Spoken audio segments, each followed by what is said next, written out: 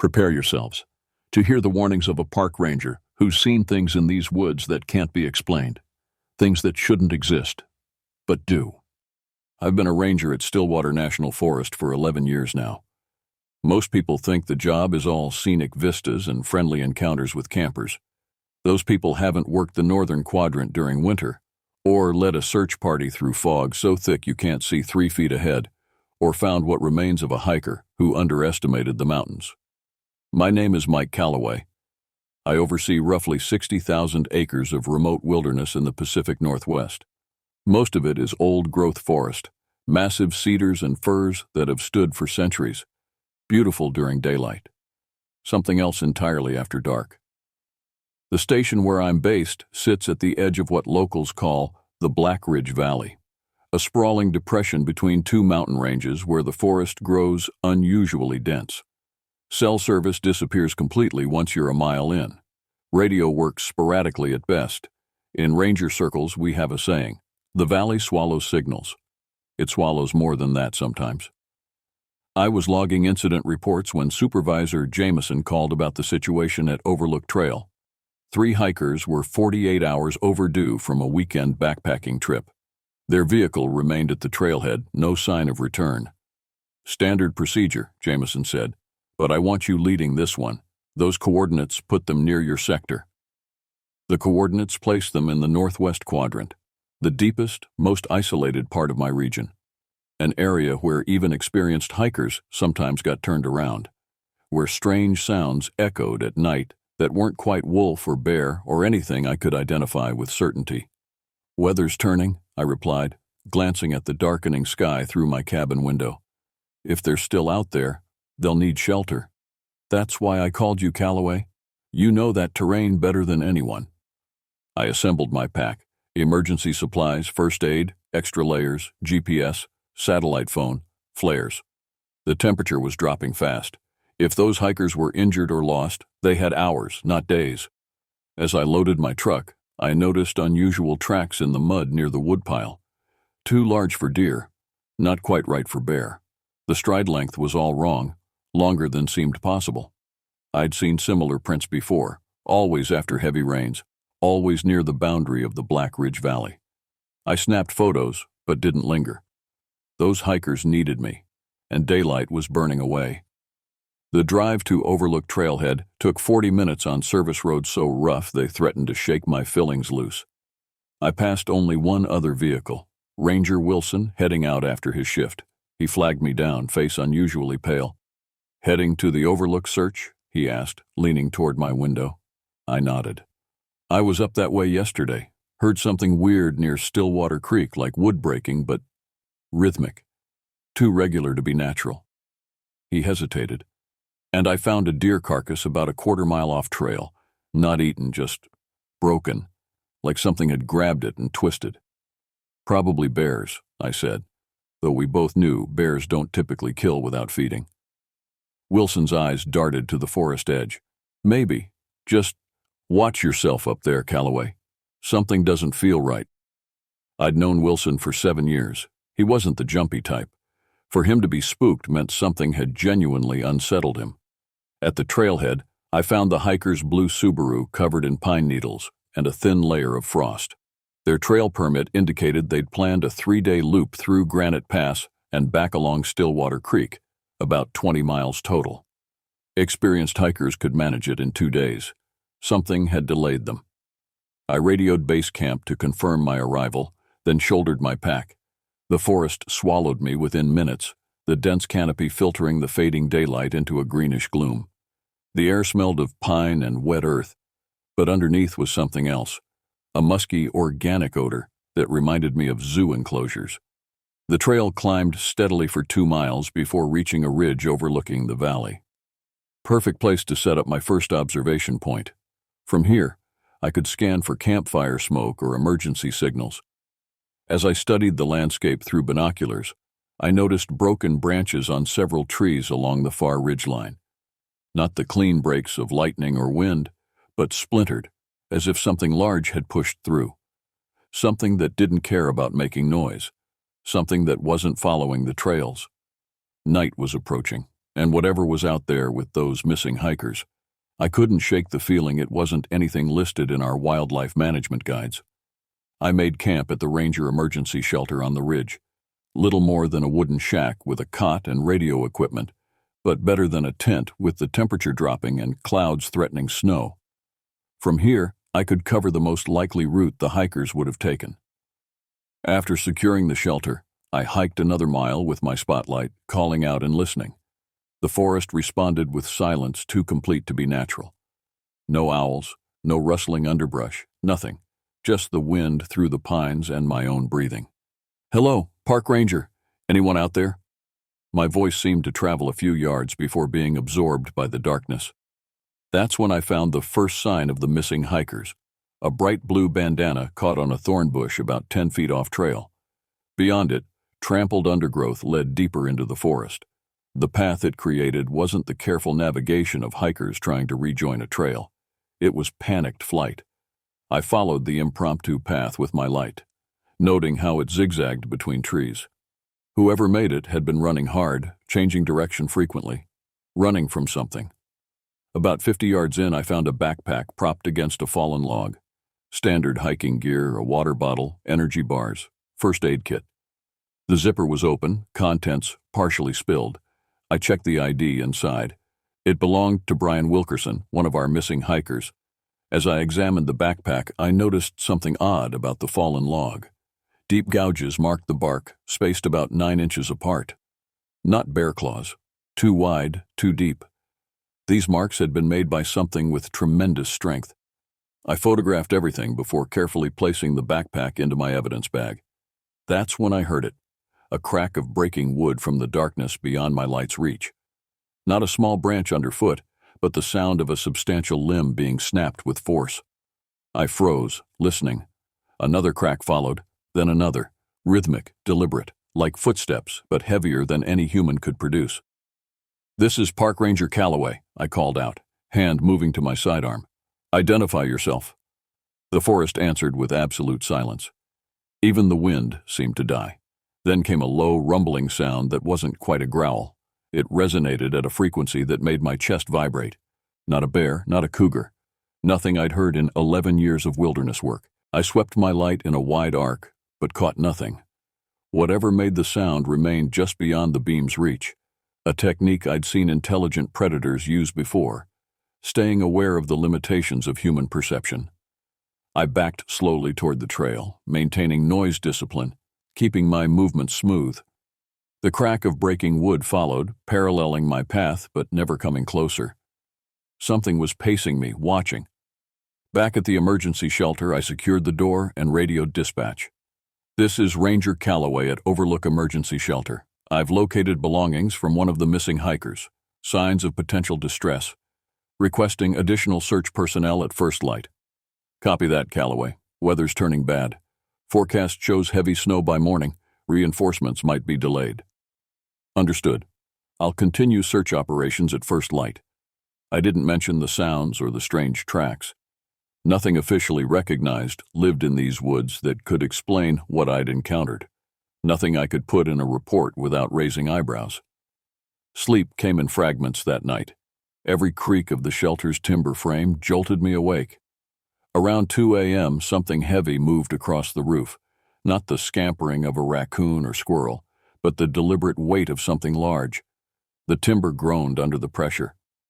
I lay perfectly still, hand on my gun, as whatever it was seemed to settle directly above me. The musky odor I'd noticed earlier seeped through the ceiling boards, stronger now, a primal animal smell that triggered ancient warning systems in my brain. For 20 minutes it remained there, occasionally shifting position. I controlled my breathing, trying to project the calm of deep sleep. Eventually the weight lifted, and heavy footfalls moved away from the shelter. At first light, I found 18-inch prints in the mud surrounding the shelter. The stride length measured nearly 7 feet between impressions. Whatever left them had stood outside each window at some point during the night, looking in. I photographed the prints before the approaching snowfall could obscure them. As I crouched by a particularly clear impression, I noticed something in the center. Strands of coarse, dark hair, much longer and thicker than any bear fur I'd encountered. The radio crackled to life. "Callaway, this is base. Weather systems moved in faster than expected. Mountain passes are closing. Search team is grounded until conditions improve." I stared at the massive footprint, at the direction the tracks led. Deeper into the valley, toward Stillwater Creek, the same area the missing hikers had been heading. "Copy that, base. I'm continuing the search alone." "Negative, Callaway. Wait for backup." I thought about those hikers out there, perhaps injured, about whatever had been on my roof last night, about how much worse their chances would be with every hour of delay. Weather's not that bad at my position yet. I'm going to make one sweep along their planned route. We'll retreat if conditions deteriorate. A long pause before the response came. "Understood. Maintain hourly radio contact." I packed my gear and stepped out into the light snow, following both the hikers' intended route and the strange tracks that paralleled it. Both led to the same place. Whatever had been watching me all night was now between me and the missing hikers, and I was heading straight toward it. The snowfall intensified as I descended toward Stillwater Creek, transforming the forest into a muffled white landscape.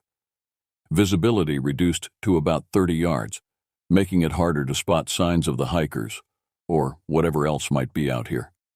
The strange tracks I'd been following disappeared under the fresh snow, but broken branches and disturbed vegetation still marked a clear path. Whatever made those tracks was large enough to push through dense underbrush without slowing down. 3 miles from the shelter, I found a campsite in a small clearing near the creek. A 2-person tent had been partially collapsed, its support poles bent at unnatural angles. A cooking pot lay overturned beside a fire pit filled with sodden ashes. The scene spoke of hasty abandonment. I searched the surrounding area, finding a second backpack hanging from a tree branch, standard bear country precaution. According to the ID inside, it belonged to Michelle Cohen, another of our missing hikers. The third backpack was nowhere to be found, but scuff marks and deep impressions in the soil suggested a struggle had occurred near the creek bank. Something heavy had been dragged through the mud and across the shallow water. I called out again, my voice dampened by the falling snow. No response except the soft gurgle of the creek. The distinct impression of being watched crept up my spine, that unmistakable sensation of eyes tracking my movements. Crossing the creek, I discovered what had been dragged, not a person, but the remains of a deer. The carcass had been methodically torn apart, limbs wrenched from sockets rather than bitten off.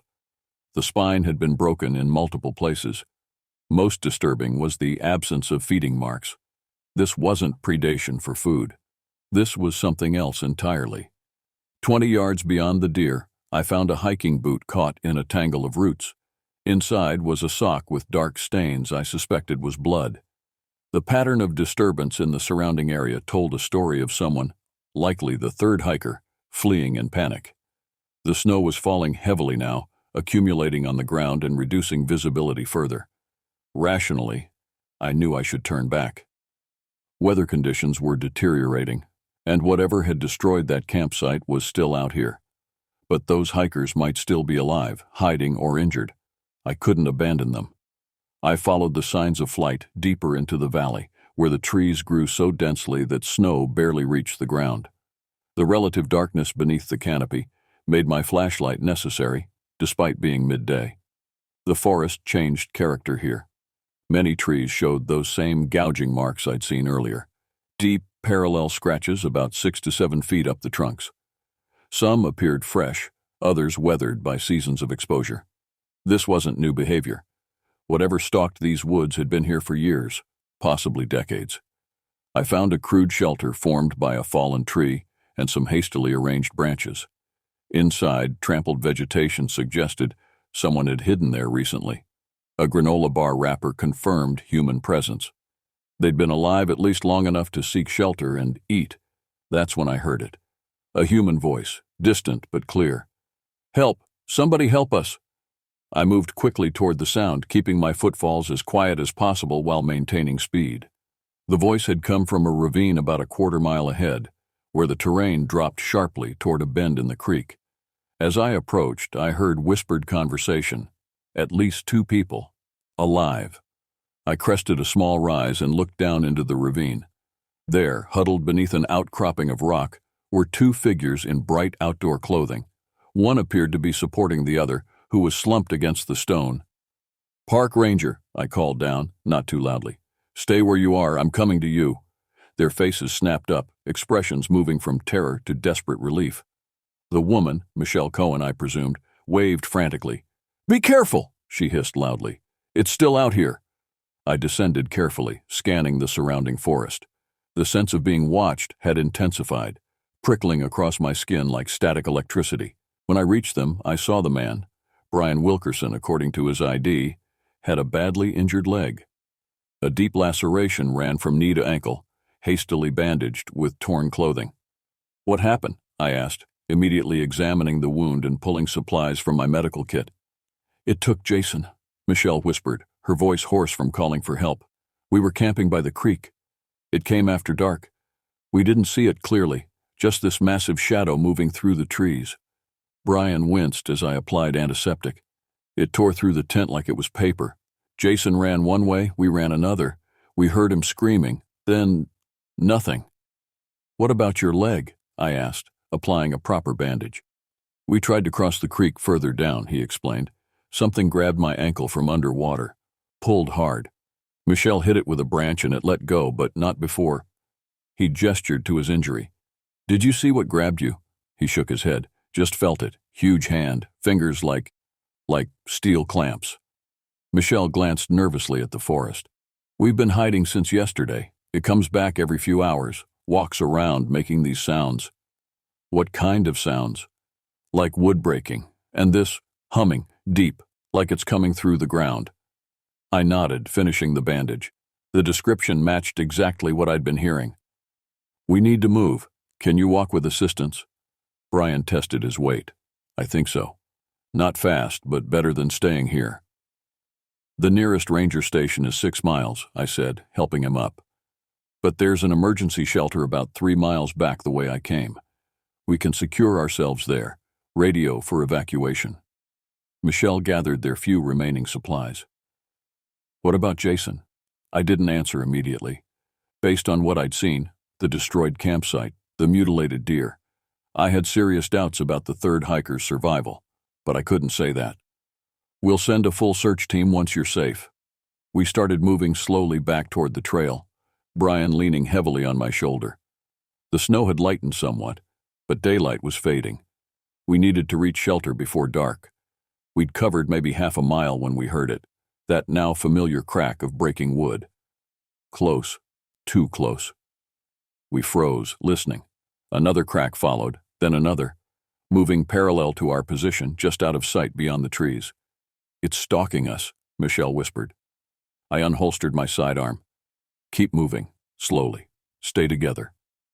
As we resumed our careful progress, the breaking sounds continued, always maintaining distance, never revealing their source. The pattern was deliberate, intelligence behind the stalking, not blind animal instinct. The snow began falling heavily again as darkness approached. Our pace was too slow. We wouldn't reach the emergency shelter before nightfall. "There's a rocky outcrop ahead," I told them. "Defensible position with clear sightlines. We'll make stand there until morning." As we changed direction toward the outcrop, the breaking sound stopped. Complete silence fell over the forest for several minutes. Then came a sound that turned my blood to ice, not from the trees beside us, but from directly ahead. Whatever had been stalking us wasn't just following. It was hurting us. The realization hit me with terrifying clarity. We were being manipulated. The breaking sounds had stopped us from continuing toward the shelter, and were now driving us in another direction, away from safety, deeper into its territory. "Change of plans," I whispered. "We're going to double back toward the creek." Michelle's eyes widened. "But that's where it expects us to run away from the sounds. We're going to do the opposite." I adjusted my grip on Brian, supporting more of his weight. "When I give the signal, we move as quickly and quietly as possible. No matter what you hear, don't look back. Understand?" They nodded, faces pale in the fading light. "Now!" We pivoted and moved as fast as Brian's injury would allow, angling back toward the creek but slightly upstream from our previous position. For several seconds, the forest remained silent. Then came a sound I'll never forget. Not wood breaking, but a deep rumbling vocalization that seemed to vibrate through the ground beneath our feet. Part growl, part roar, wholly unnatural. The sound held fury and surprise. Our change of direction had disrupted its hunting strategy. "It's coming!" Michelle gasped, her head turning involuntarily toward the sound. "Eyes forward," I commanded. "Keep moving." Heavy footfalls crashed through the underbrush behind us, no longer attempting stealth. Whatever had been stalking us was now in direct pursuit, moving with shocking speed for something so large. We reached a steep embankment above the creek. Below, the water rushed over rocks, swollen from snowmelt. "We have to cross," I said, helping Brian navigate the slope. "The shelter is about 2 miles on the other side." Michelle looked doubtfully at the rushing water. "It's too deep. There's a fallen tree downstream that forms a bridge, 200 yards that way." As we moved along the embankment, I glanced back and caught a glimpse of movement through the trees. Something massive and dark, moving with unsettling fluidity for its size. It disappeared behind a cluster of pines before I could see it clearly. The log bridge came into view, a massive old-growth trunk that had fallen across the narrowest part of the creek. Not ideal, but our only option. "I'll go first," I said, holstering my weapon. "Then help Brian across." I stepped onto the log, testing its stability. The bark was slick with snow and spray from the creek, but the trunk itself was solid. I crossed carefully, then turned to help the others. Michelle guided Brian to the edge, and I reached across to grasp his arm. As he took his first step onto the log, a thunderous crash erupted from the forest behind them. Through the falling snow, a dark shape emerged at the tree line. Even hunched over, it stood nearly 8 feet tall. Broad shoulders, long arms, a silhouette recognizably humanoid, yet profoundly wrong in its proportions. It paused at the forest edge, as if assessing the situation. I couldn't make out facial features through the snow and gathering darkness, just the massive outline and the impression of eyes reflecting what little light remained. "Move, now!" I shouted, drawing my weapon with my free hand while maintaining my grip on Brian. Michelle helped push Brian forward as I pulled. He scrambled across the log with newfound energy born of pure terror. Michelle followed immediately behind, not bothering with caution. The creature at the bank emitted that same resonant vocalization, then did something that confirmed its intelligence beyond any doubt. It began moving downstream, toward a narrower section of the creek it could easily jump across. It was cutting us off. We abandoned all pretense of stealth, moving as fast as Brian's injury would allow toward the trail that would lead us to the emergency shelter. The snow was falling in heavy sheets now, visibility reduced to mere yards.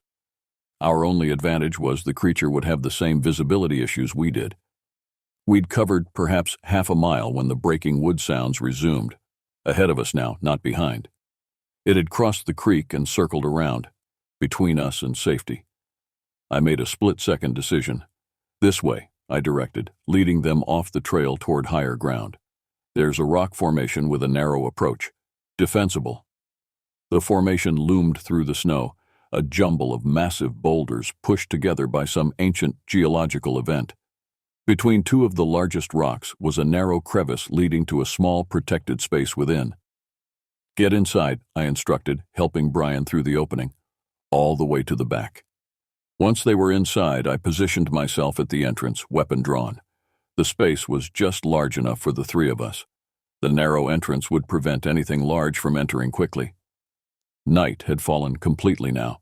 My flashlight illuminated the snow-filled air immediately outside our shelter, creating a small sphere of visibility beyond which was absolute darkness. For nearly an hour, we sat in tense silence, listening. Occasional breaking sounds came from different directions, never from the same place twice. It was testing our position, looking for weakness. "What is that thing?" Michelle finally whispered. I hesitated before answering. In 11 years as a ranger, I'd encountered bears, mountain lions, wolves, all the recognized predators of these mountains. None explained what was hunting us. "Local folklore talks about a creature in these woods," I said quietly. "Old miners called it the Stillwater Watcher. Native tribes had their own name for it. Most rangers don't discuss it officially, but we all know the signs. You mean Bigfoot? Brian asked incredulously. I shook my head. That name trivializes it, makes it sound like a joke. There's nothing funny about what lives in these woods. You've seen it before? Michelle asked. Glimpses, signs, never this close. It usually avoids rangers. I checked my radio again. Still no signal through the dense rock surrounding us. Most encounters happen with isolated hikers, people who get separated from groups. Like Jason, Brian murmured. A particularly loud crack sounded directly outside our shelter. We fell silent, hardly breathing. My flashlight beam showed nothing but swirling snow. Then it appeared, a massive hand reaching slowly into the light. Not fur-covered as legend would have it, but dark skin stretched over powerful fingers ending in thick curved nails. It moved with deliberate precision, testing the edge of our shelter before withdrawing into darkness. Michelle stifled a scream behind her hand. Brian pressed himself further against the rock wall. The radio in my pocket suddenly crackled to life, making us all jump. Ranger Calloway, do you copy? This is Search Team Alpha. We've reached the emergency shelter. What's your position? Over. Before I could respond, a deafening roar erupted outside our hiding place. The hand reappeared, reaching further in, trying to grab at us. I fired a warning shot into the snow beside it. The hand withdrew instantly. Heavy footfalls moved away from our position at surprising speed. I keyed the radio. Search Team Alpha, this is Calloway. I have 2 survivors with me, 1 injured. We're approximately 1 mile southwest of the emergency shelter at the Granite Formation, requesting immediate assistance and medical evacuation. Copy that, Calloway. We have your coordinates. Stay put. Teams are moving to your position with spotlights and emergency equipment. ETA 20 minutes. For the next 15 minutes, we heard nothing from outside. The creature had retreated, whether from the gunshot or the knowledge that reinforcements were coming, I couldn't say. When flashlight beams finally cut through the darkness, I allowed myself to breathe normally for the first time in hours. 4 rangers approached our position, sweeping the area with powerful spotlights. Calloway, you in there? A familiar voice called out. Here, Wilson. 2 survivors with me, all clear for now. As we emerged from our shelter, I scanned the tree line one last time. In the moment before the search team's lights reached us, I saw it clearly for the first time. Standing upright at the forest edge, watching. In that brief glimpse, I understood why it preferred to remain a shadow, why it hunted by night and stealth. Some things aren't meant to be seen clearly. Some predators lose their power when dragged into the light. This wasn't one of them. The search for the 3rd hiker, Jason Mills, continued for 2 weeks before being classified as a recovery operation rather than rescue. His body was never found. Official reports listed mountain lion as the probable cause of the incident. The tracks I photographed were deemed inconclusive by wildlife management. The hair samples disappeared from evidence during transit to the lab. I still work the northern quadrant of Stillwater National Forest. Still patrol the edges of Black Ridge Valley. But I never venture deep into that territory alone anymore. And when I hear wood breaking in rhythmic patterns at night, I go the other way, because the Stillwater Watcher is still out there, and now it knows my face. My name is Dakota Ravenwolf. In the language of the Lakota, Dakota means friend to everyone. The irony of that name isn't lost on me now, alone in this cabin miles from the nearest human being, listening to something large move through the underbrush outside my window. Something that is decidedly not my friend. I took this job as a park ranger in the Denali Wilderness of Alaska 6 months ago, leaving behind a cramped apartment in Seattle and a life that felt increasingly meaningless. The National Park Service posting had appeared almost mystically in my inbox one gray morning. Experienced wilderness guide needed, remote outpost management. The position offered solitude, purpose, and a connection to the land that called to something deep within me. My grandmother, who had raised me on stories of our ancestors' connection to the natural world, would have understood this pull better than anyone. The interview process was rigorous. They needed someone who could handle the isolation, the harsh conditions, and who possessed the skills necessary to survive if things went wrong. My years as a wilderness guide in the Olympic Mountains, along with my training in emergency medicine, made me a strong candidate. When they offered me the position, I accepted without hesitation. My outpost sits on the edge of a pristine lake that reflects the snow-capped mountains like a mirror on calm days.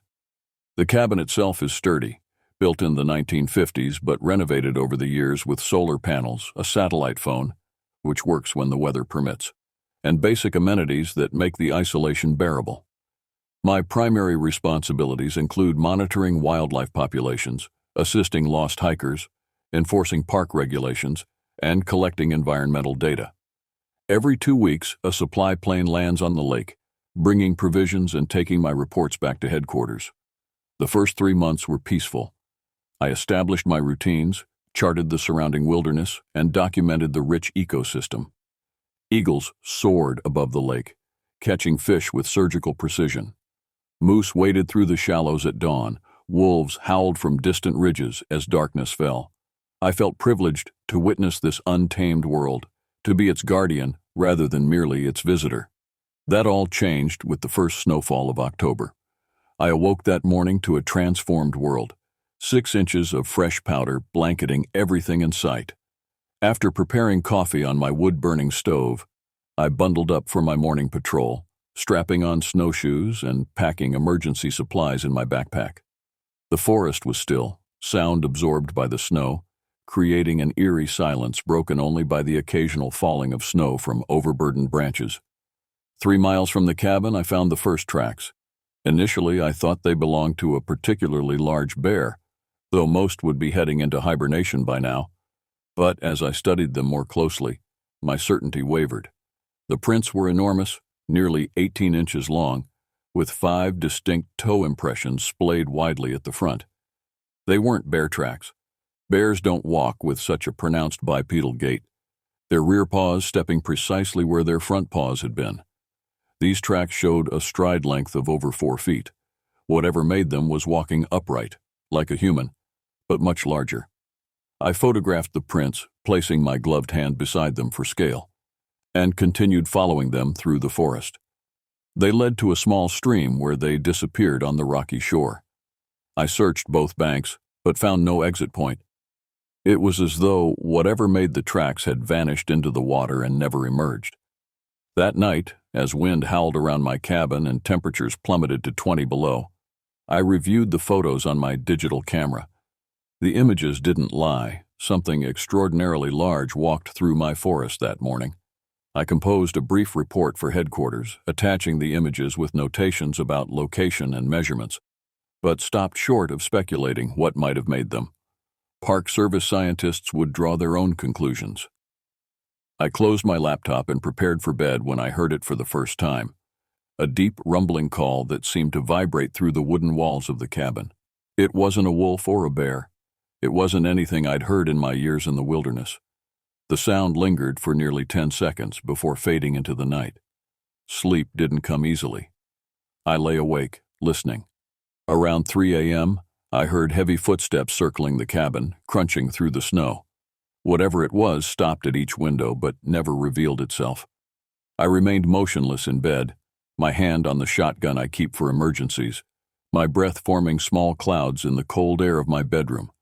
Just before dawn, I heard something new, a rhythmic thumping against the storage shed behind the cabin. When daylight finally came, I discovered the shed door had been torn from its hinges, and all my surplus food supplies were gone.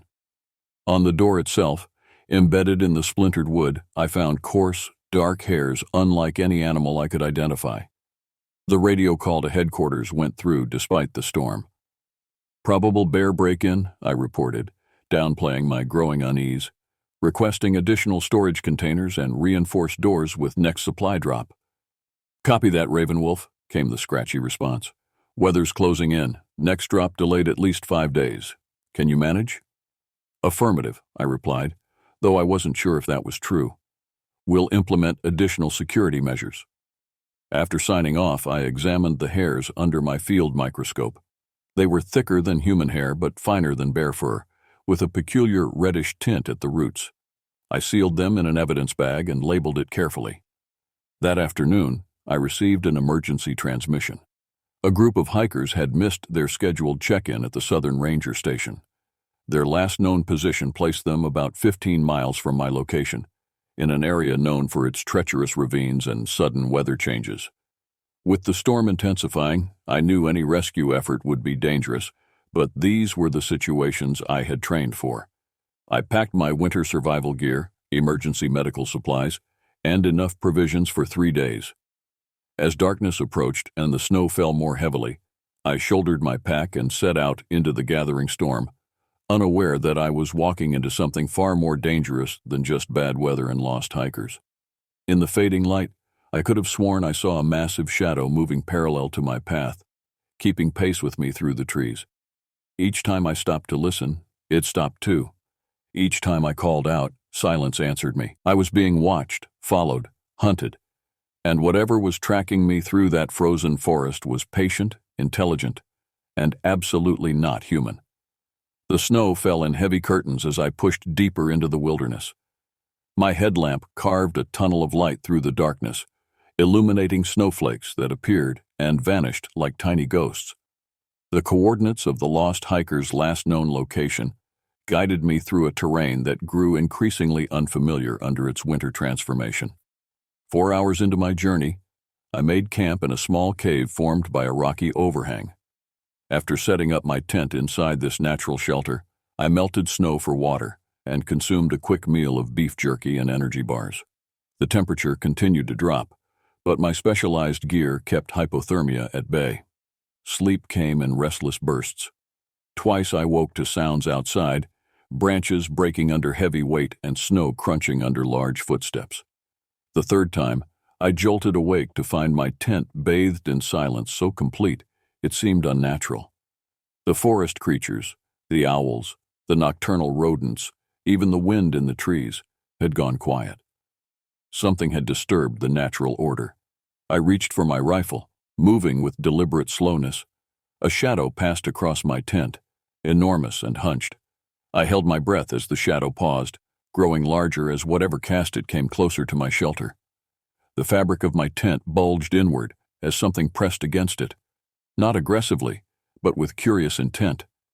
Through the thin material, I could make out the vague outline of what appeared to be a hand, far larger than human, with fingers splayed wide. It moved across the tent wall, exploring the texture before withdrawing. Heavy footsteps circled my position twice before moving away, fading into the forest. Dawn couldn't come soon enough. When first light finally broke through the clouds, I emerged to find an area of disturbed snow around my camp. The tracks were similar to those I'd photographed days earlier, but these were fresher, more defined. They showed a clear bipedal gait, with occasional impressions where the creature had apparently crouched to examine something on the ground. Most disturbing were the tracks that led directly to my tent, where the snow was compressed in a semicircle, exactly where I had seen the shadow the night before. I collected more hair samples from a nearby tree trunk where the bark had been recently abraded, approximately 8 feet above the ground. Something tall had rubbed against it, leaving behind biological evidence and territorial markings. Continuing my search for the missing hikers, I followed a narrow ravine that wound between 2 steep ridges. The storm had passed, leaving behind a crystalline day with visibility stretching for miles. Around midday, I spotted something red against the white landscape, a backpack partially buried in snow. The pack belonged to one of the missing hikers, Jason Keller, according to the ID in the front pocket. The contents were intact: food, water, camping gear, maps. Nothing appeared disturbed or damaged, but there was no sign of Jason himself. 50 yards away, I found a second pack belonging to Amber Lynn, another member of the missing party. Like Jason's, it seemed to have been carefully placed rather than dropped in panic. As I surveyed the area, I noticed a pattern emerging. The hikers' equipment, packs, a scattered tent, cooking gear, formed a rough circle approximately 200 feet in diameter. At the center of this circle stood a formation that stopped me cold. 3 slender pine trees had been uprooted and replanted upside down, their root systems pointing skyward like gnarled hands reaching for the clouds. Between them, carefully balanced on branches stripped of bark, rested a collection of small animal skulls, rabbits, foxes, and what appeared to be a wolf cub. The entire arrangement felt deliberate, ritualistic. This was not the work of disoriented hikers or natural predators. This was a message, or a warning. I documented everything with my camera before calling headquarters on my satellite phone. The connection was poor, but I managed to relay my coordinates and findings. "Any sign of survivors?" the dispatcher asked through the static. "Negative," I responded. "Equipment present, but no personnel. Evidence suggests—" I hesitated, reluctant to voice my suspicions. "Evidence suggests possible wildlife intervention." "Understood. Search and rescue team dispatching from Fairbanks. ETA 18 hours. Can you secure the site until then?" I looked at the bizarre totem of inverted trees, at the vast wilderness surrounding me, at the massive tracks that appeared and disappeared at random intervals. "Affirmative," I said, not entirely convinced. "We'll establish perimeter and continue search in immediate vicinity." Night was approaching, and I knew I couldn't reach my cabin before darkness fell. I needed to establish a defensible position and wait for reinforcements. I chose high ground, a rocky outcropping that gave me clear sight lines in all directions and would be difficult to approach without detection. As the sun set behind the mountains, I built a small, efficient fire and prepared for another long night. The temperature dropped rapidly, and the stars emerged with cold brilliance in the vast Alaskan sky. I maintained regular radio contact with headquarters, reporting no new developments every hour as instructed. At 11:42 p.m., all communication ceased. My satellite phone showed no signal, and my emergency radio emitted only static across all channels. I was cut off, alone in a wilderness that suddenly felt malevolent rather than merely indifferent. The first rock landed 10 feet from my position, a jagged piece of granite nearly the size of a bowling ball. It hadn't fallen naturally. It had been thrown with significant force. A second rock struck even closer, followed by a third that hit the edge of my camp and shattered my cooking pot. I doused my fire and moved into a defensive posture behind a large boulder, rifle ready. The darkness became absolute, my night vision struggling to adapt after the firelight. For nearly 20 minutes, nothing happened. Then came the sounds, not rocks this time, but vocalizations. They started as low, guttural growls that reverberated through the clearing. These evolved into something more complex, a series of clicks, whoops, and calls that seemed to form patterns. Most disturbing was the realization that these sounds were coming from multiple directions. There wasn't just one creature out there in the darkness. There were several, communicating with each other. Coordinating.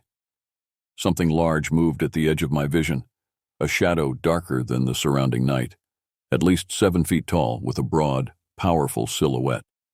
It stayed just beyond clear sight, moving with surprising grace for its size. Another shadow appeared on the opposite side of my position, effectively flanking me. I fired a warning shot into the air. The sound echoed through the mountains, and for a moment everything went silent. Then came a response that turned my insides to ice, a perfect imitation of my rifle shot, reproduced as a vocalization from one of the creatures. It wasn't just mimicking the sound, it was mocking it. The standoff continued through the night. The creatures maintained their distance, but never left, testing my defenses periodically with thrown objects or sudden movements designed to provoke a response. I rationed my ammunition, firing only when one ventured too close. As the first gray light of dawn appeared on the horizon, the creatures retreated into the forest. In their wake, they left a gift at the edge of my camp. The partially eaten remains of what might have been Jason Keller, though identification was difficult given the condition of the body. I vomited twice before I could approach the corpse. Death had not come quickly or mercifully. The body showed evidence of prolonged torture, limbs systematically dislocated, skin removed in precise patterns, internal organs extracted with almost surgical precision. This wasn't predation. This was something far more disturbing. Experimentation, perhaps, or ritual. With trembling hands, I covered the remains with rocks, creating a makeshift cairn to protect them from scavengers. The search and rescue team would need to document everything to understand what we were dealing with. As I worked, I couldn't shake the feeling of being watched. Looking up at the tree line, I caught a glimpse of something that didn't belong, a face partially hidden behind a massive pine trunk. The features were simultaneously familiar and alien. A broad, sloped forehead above deep-set eyes that reflected light like an animal's, yet held an unmistakable intelligence. A prominent brow ridge shadowed those eyes, and below them, a nose that was almost human, but flatter, wider. Our gazes locked for 3 eternal seconds. In that moment, I recognized what the legends had tried to describe. The Sasquatch, the Wendigo, the thing that walks like a man but isn't one. Bigfoot, a name that trivializes what I saw in those eyes. Ancient knowledge, territorial rage, and calculated malice. It knew I had seen it. It wanted me to see it. And as it slowly, deliberately raised one massive hand in what could only be described as a wave, I understood with perfect clarity that this was not our first encounter, nor would it be our last. The rescue team would arrive within hours, but already I doubted whether any of us would leave these mountains alive. The search and rescue team arrived shortly after noon. 4 experienced rangers equipped with wilderness survival gear and medical supplies. They moved with the confidence of those who had never encountered what lurked in these woods. I envied their ignorance, even as I feared for their safety. Lead Ranger Michaels examined the corpse while his team secured the perimeter. His face remained professionally impassive, but I caught the momentary widening of his eyes, the almost imperceptible tightening of his jaw. 20 years in park service, he muttered. Never seen anything like this. What do you make of it? I asked, hoping for a rational explanation that might counterbalance my growing dread. He shook his head. Not bear, not wolf, not anything in the standard predator handbook. He stood, brushing snow from his knees. This is methodical, almost ritualistic. He eyed me carefully. You have a theory? I hesitated. In the daylight, surrounded by armed professionals, my experiences from the previous night seemed increasingly implausible. Who would believe tales of bipedal creatures throwing rocks and mimicking gunshots? Could be human, I offered instead. Some survivalist gone feral, maybe. Michaels nodded, but his expression suggested he wasn't convinced. We'll send in specialists from Anchorage. For now, we focus on finding the other hikers. We split into 2 teams. Michaels and Ranger Chen would continue searching the area where I'd found the equipment, while Ranger Knox, Ranger Valdez, and I would follow a series of tracks leading northwest toward a remote valley. Our progress was slow through the dense forest. The tracks appeared sporadically, sometimes disappearing for hundreds of yards before reappearing with unnerving precision, as though whatever made them knew exactly when we might lose the trail and deliberately left new evidence to follow. These prints, Knox commented, kneeling beside a particularly clear impression. What do you make of them, Ravenwolf? I'd been dreading this question. Large mammal, bipedal gait? Bear standing on hind legs? Valdez suggested. I shook my head. Consistent stride length suggests habitual bipedal movement, not occasional rearing. Knox met my eyes, unspoken understanding passing between us. He'd worked Alaska's wilderness long enough to have heard the stories, perhaps even harbored his own suspicions. Let's keep moving, he said simply. Daylight's burning. By mid-afternoon, we reached a small clearing dominated by a single, massive spruce tree. The snow beneath it had been systematically cleared, revealing bare earth in a perfect circle 30 feet in diameter. At the center of this circle lay the answer to at least one of our questions. The remaining hikers, 3 men and 2 women, sat in a semicircle, backs pressed against the trunk of the spruce. They were alive but unresponsive, staring straight ahead with vacant expressions. None showed external injuries, but their conditions suggested severe shock and exposure. Got survivors, Knox radioed to Michaels. 5 individuals, non-ambulatory, require immediate evacuation. As Valdez administered first aid, Knox and I surveyed the clearing. The disturbing details accumulated quickly. Claw marks on the spruce trunk at regular intervals, stretching up at least 15 feet. Small piles of carefully arranged bones at compass points around the circle. Trees at the perimeter bent inward to create a crude dome-like effect. Someone wanted them contained, not killed, Knox observed quietly, ensuring Valdez couldn't hear. Why? Before I could respond, the radio crackled with Michael's voice. Base camp compromised, equipment destroyed, Chen injured. Returning to your position, ETA 30 minutes, maintain security protocols. Knox's expression hardened. Defensive positions now.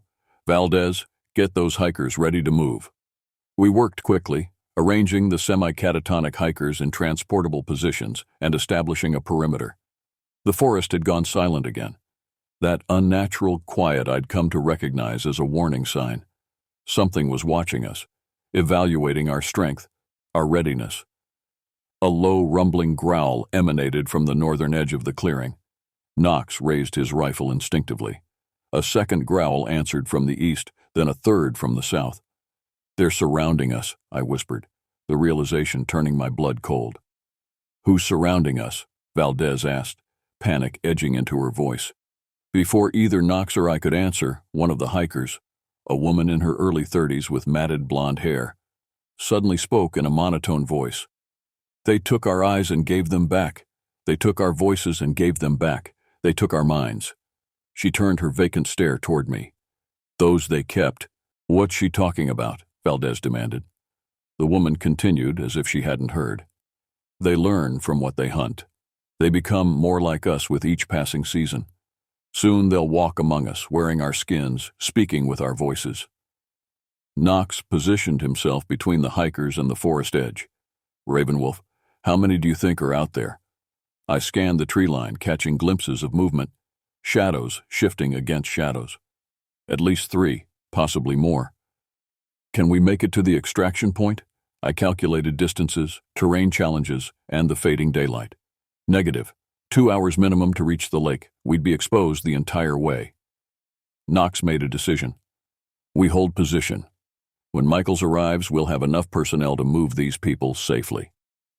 The next 20 minutes stretched like hours. The creatures maintained their distance but made their presence known through strategic movements and occasional vocalizations.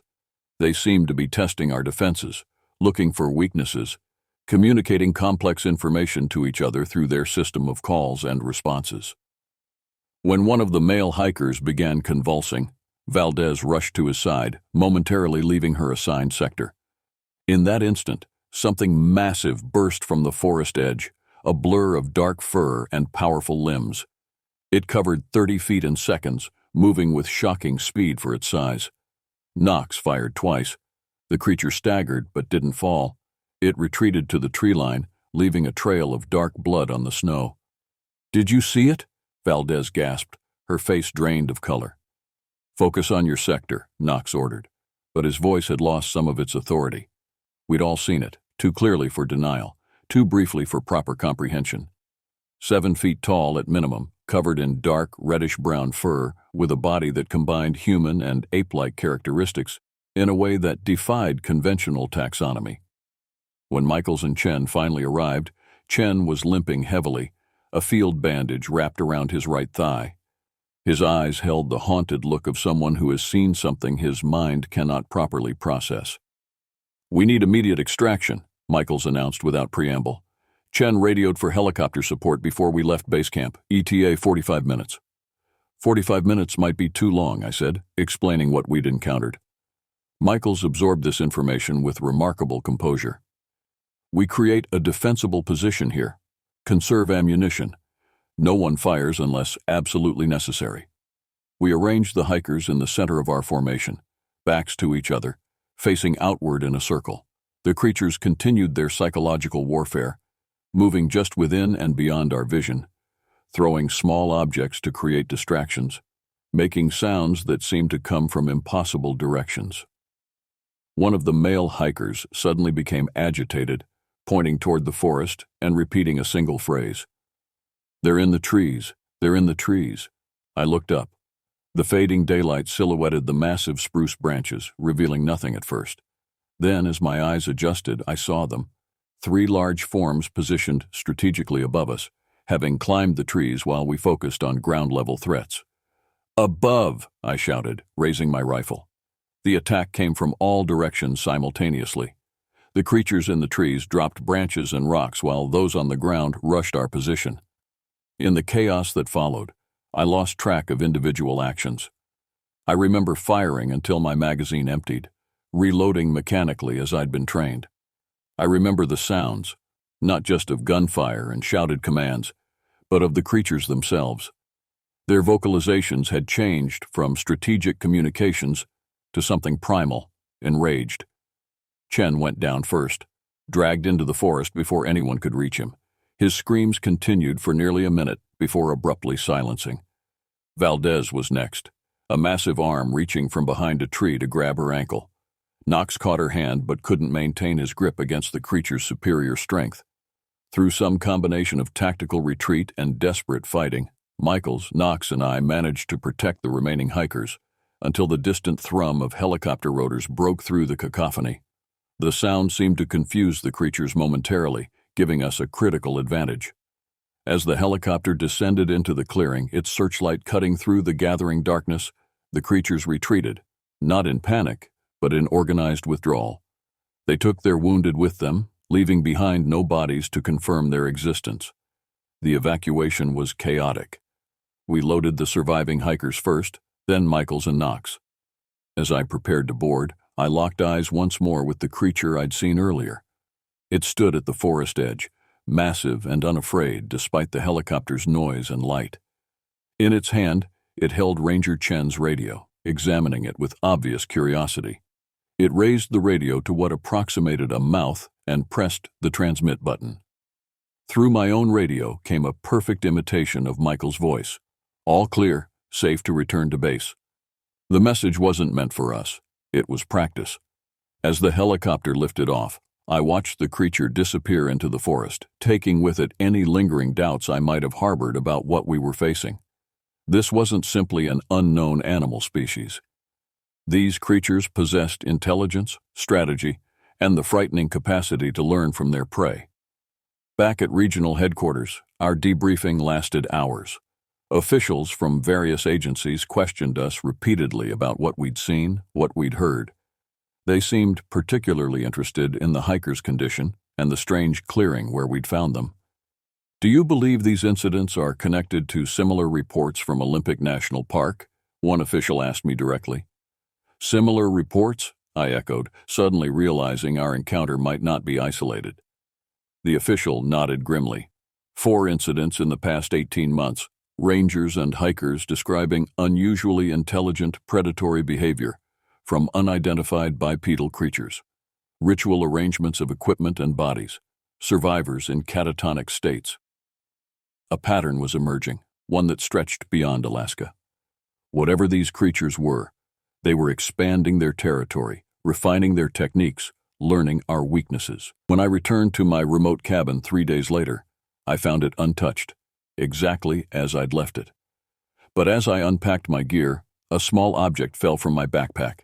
An intricately woven bracelet made from plant fibers and small bones. I hadn't placed it there. One of the creatures had, during our confrontation. It wasn't a trophy or a threat. It was an invitation. They were studying us, learning from us, and they wanted me to know it. That night, as wind howled around my cabin and the northern lights danced across the sky, I made detailed notes of everything I'd witnessed. When I finally slept, I dreamed of dark forests and watching eyes, of creatures learning to become more like us with each passing day. In the morning, I found new tracks in the snow outside my door, a deliberate circle around my cabin. They hadn't gone anywhere. They'd simply let me know, in terms I couldn't misinterpret, that our investigation was mutual. They were studying me as intently as I was studying them, and unlike me, they had all the time in the world. The aftermath of the rescue operation brought unwelcome attention to my remote outpost. Park Service officials installed additional equipment in my cabin. Motion-activated cameras, enhanced communication systems, even a small armory of tranquilizer guns and conventional weapons.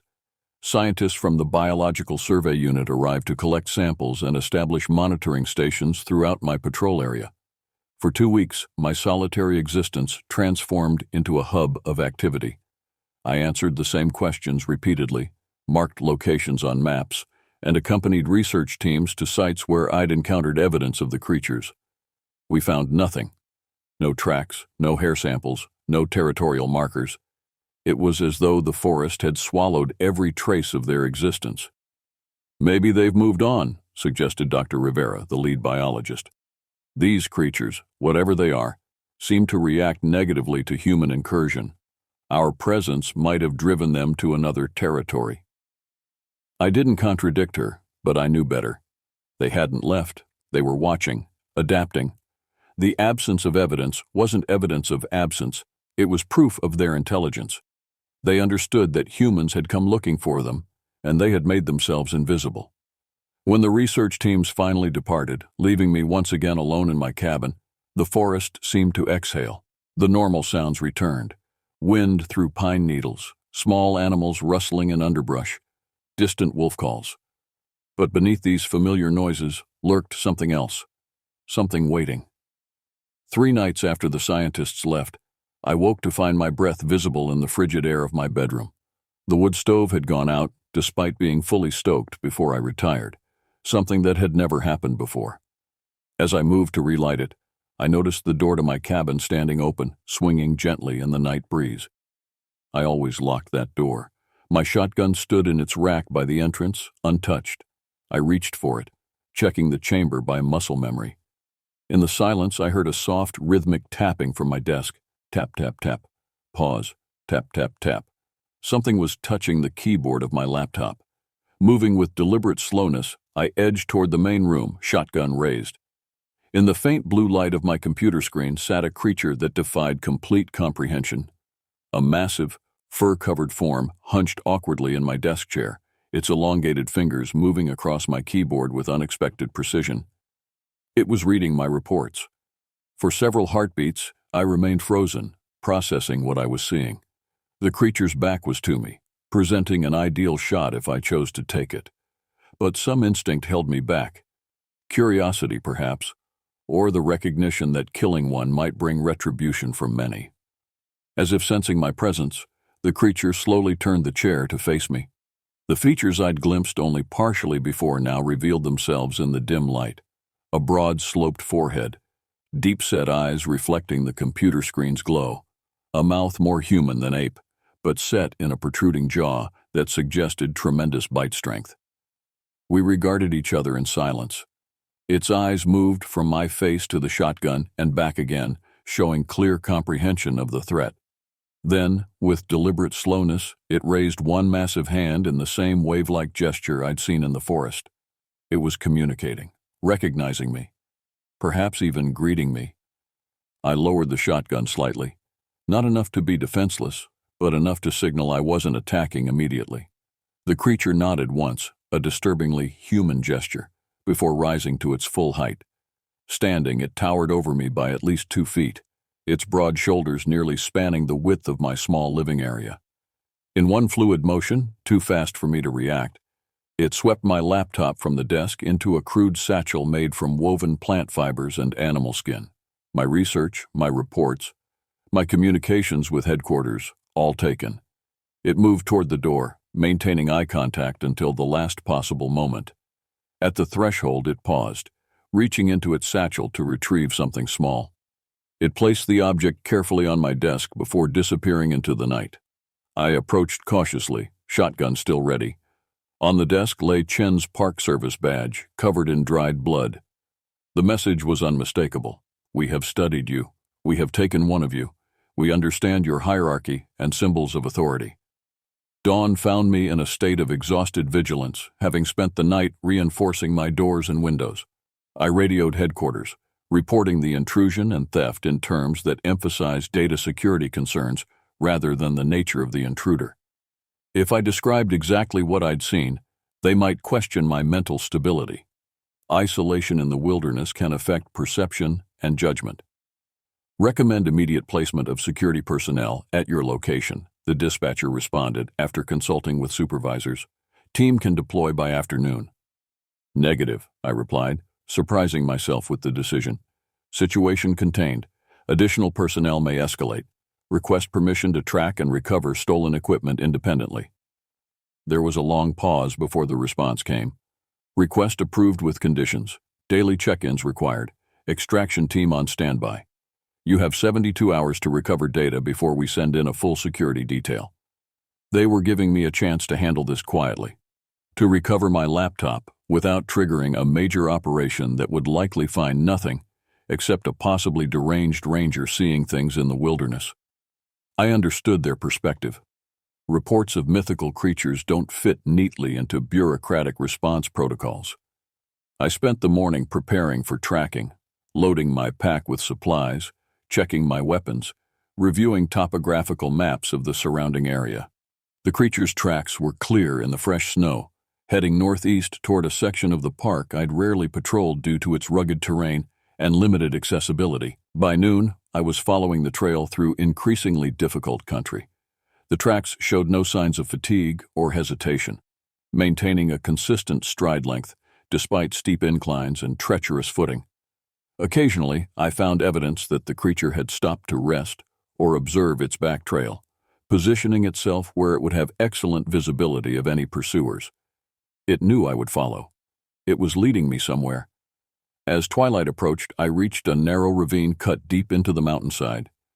The tracks descended into this natural corridor, which wound between sheer rock walls for approximately half a mile before opening into what my map identified as an isolated valley. Tackling such terrain in fading light represented significant risk, but returning to my cabin meant losing the trail and my 72-hour window of autonomous operation. I made the decision to proceed, using my headlamp sparingly to preserve night vision. The ravine channeled bitter wind that cut through my layers of insulation. Shadows played across the rock walls, creating illusions of movement that repeatedly drew my attention. The tracks remained clear on the snow-covered ground, but now I noticed something concerning. Additional tracks joining from side passages, converging into a well-worn path that suggested regular use. This wasn't the isolated movement of a single creature. This was a travel corridor used by many. The ravine widened gradually, eventually opening into a valley approximately 2 miles long and 1 mile wide, surrounded by steep mountain slopes.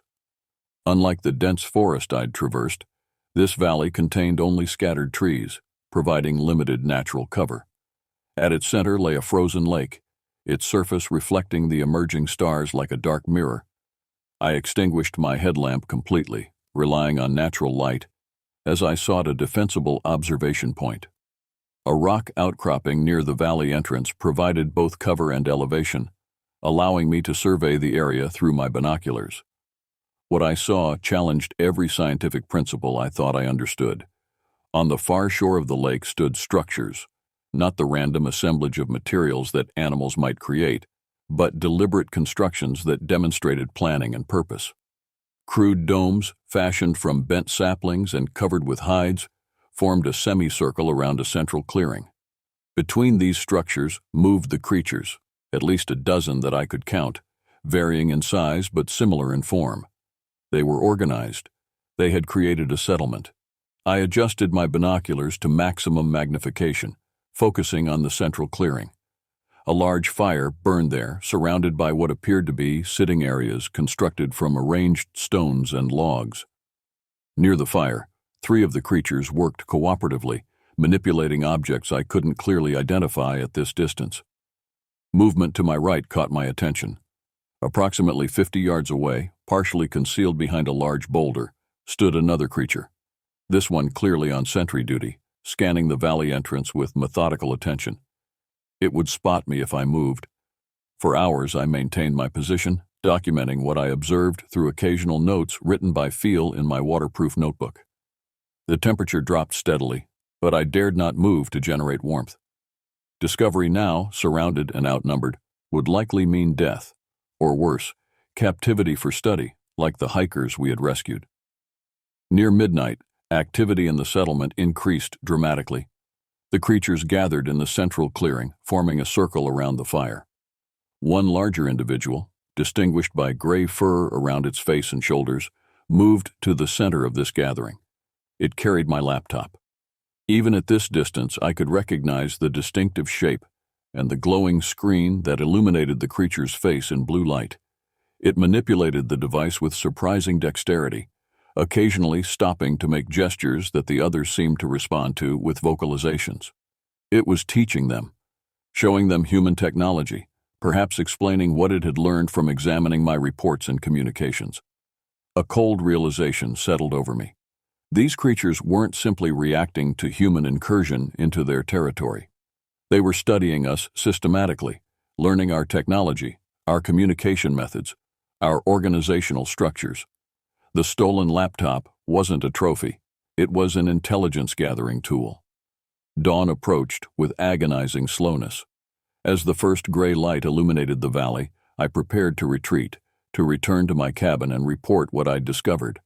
The settlement had quieted, most of the creatures withdrawing into their dome structures. The sentry positions had changed shifts twice during my observation, suggesting organized security protocols. I began my withdrawal, moving with extreme caution back through the ravine. Progress was slow, each step carefully placed to minimize noise. By mid-morning, I had put 3 miles between myself and the valley. Only then did I risk using my radio. "Base, this is Ravenwolf. Request secure channel." Static answered me. I checked the device. Battery power was adequate, and I should have been within range of at least one relay station. I tried again on the emergency frequency. More static. Either the topography was blocking transmission, or, more concerning, someone or something was jamming my communications. I increased my pace, abandoning stealth for speed. The terrain worked against me, forcing detours around impassable sections and slowing my progress to a frustrating crawl. By late afternoon, I estimated I was still at least 4 hours from my cabin. 4 hours that would put me traveling in darkness through dense forest. As shadows lengthened across the snow, I heard it. A rhythmic crunching of snow under heavy footsteps, moving parallel to my path approximately 100 yards to my left. I stopped, listening intently. The footsteps stopped as well. I was being tracked. Changing direction abruptly, I cut directly uphill toward higher ground. The footsteps followed, no longer attempting to remain concealed. I caught glimpses of movement through the trees, not one pursuer but several, coordinating their movements to flank my position. They were hurting me. I realized too late that I was being driven toward a box canyon, a natural dead end with high rock walls on 3 sides. By the time I recognized the terrain feature from my topographical map memory, the creatures had closed off my retreat path. I was trapped. Selecting the most defensible position available, a rocky alcove at the canyon's rear wall, I prepared for confrontation. I had limited ammunition, no communication with headquarters, and no realistic escape route. Survival now depended on understanding what these creatures wanted. They emerged from the forest with deliberate slowness, 7 of them moving with coordinated precision to form a semicircle blocking the canyon entrance. The largest stepped forward, and I recognized it immediately as the same creature that had visited my cabin. In its hand, it held my laptop, screen dark now, battery likely depleted. It placed the laptop on the ground halfway between us, not returning it but using it as a marker, an invitation to parley. I maintained my defensive position, weapon ready but not aimed directly. The creature gestured toward the laptop, then pointed at me. The meaning seemed clear. "This is yours. Come take it." A trap? Perhaps. But if they wanted to kill me, they had ample opportunity during the night as I observed their settlement. This was something else, a test, an exchange, possibly even an attempt at communication. I stepped forward cautiously, keeping my attention divided between all 7 creatures. They remained motionless as I approached the laptop. When I reached it, the lead creature extended its other hand, revealing Chen's bloodied badge. A trade was being offered. My technology for their trophy. I hesitated, then slowly placed my weapon on the ground and retrieved the laptop. The creature watched intently, its eyes revealing an intelligence that disturbed me more than any physical threat could. When I offered Chen's badge in return, it shook its head in a disturbingly human gesture of negation. It didn't want the badge back, it wanted something else. From around its neck, it removed a crude necklace made from twisted plant fibers. Hanging from this necklace was a small stone tablet, approximately 3 inches square, etched with symbols I didn't recognize. The creature held this object toward me, then pointed at my chest pocket, where I kept my Park Service identification, an exchange of credentials, a diplomatic gesture. With slow deliberation, I removed my ID card and held it out. The creature examined it carefully before taking it and offering the stone tablet in return. Our hands briefly touched during this exchange. Its palm massive and calloused, covered in coarse hair but undeniably hand-like in structure and function. The moment our transaction completed, the creatures withdrew in unison, maintaining their semicircle formation as they backed toward the canyon entrance. None turned their backs to me, a tactical decision that demonstrated their understanding of potential threats. At the canyon entrance, the lead creature made one final gesture, extending its arm in my direction with palm upraised, fingers spread. Then it turned and disappeared into the forest, its companions following in precise formation. I examined the stone tablet in the fading light. The symbols etched into its surface resembled no writing system I recognized, curves and angles arranged in patterns that suggested meaning without revealing it. This wasn't random scratching, it was communication of some kind. When I finally reached my cabin after nightfall, I found it undisturbed. My radio equipment functioned normally here, allowing me to check in with headquarters and report that I had recovered my laptop, omitting the details of how this recovery occurred. That night, as wind howled around my cabin and snow fell in silent curtains, I studied the stone tablet under my desk lamp. The symbols began to form patterns in my mind, repeated elements that might represent specific concepts or sounds. Was I looking at the written language of these creatures? Had they developed this independently, or was it a creation specifically intended for communication with humans? More importantly, what had they learned from my laptop, from my reports, my personal notes, my communications with the outside world? How much did they now understand about human society, technology, and organization? As sleep finally claimed me, one thought remained foremost in my mind. The creatures hadn't destroyed my laptop or kept it. They had studied it, then ensured its return to me. This wasn't the behavior of animals defending territory or predators seeking food. This was diplomacy, first contact, the deliberate establishment of communication between two intelligent species that had shared this planet for millennia without formal recognition of each other's nature. And I, Dakota Ravenwolf, park ranger assigned to a remote Alaskan outpost, had somehow become humanity's unwitting ambassador to a civilization that had existed in shadow and legend until now. The implications were simultaneously thrilling and terrifying. What happens when a species that has observed humanity's worst behaviors from the shadows decides it's time to make its presence officially known? That question would soon be answered, far sooner than I could have imagined, and in ways I never could have predicted. The stone tablet became my obsession. Each night after completing my official duties, I studied its enigmatic symbols under my desk lamp, photographing them, tracing them, searching for patterns that might reveal meaning. After 2 weeks, certain elements began to emerge, repetitions and variations that suggested a structured system rather than random markings. I maintained twice-daily radio contact with headquarters, filing routine reports that mentioned nothing about my ongoing research.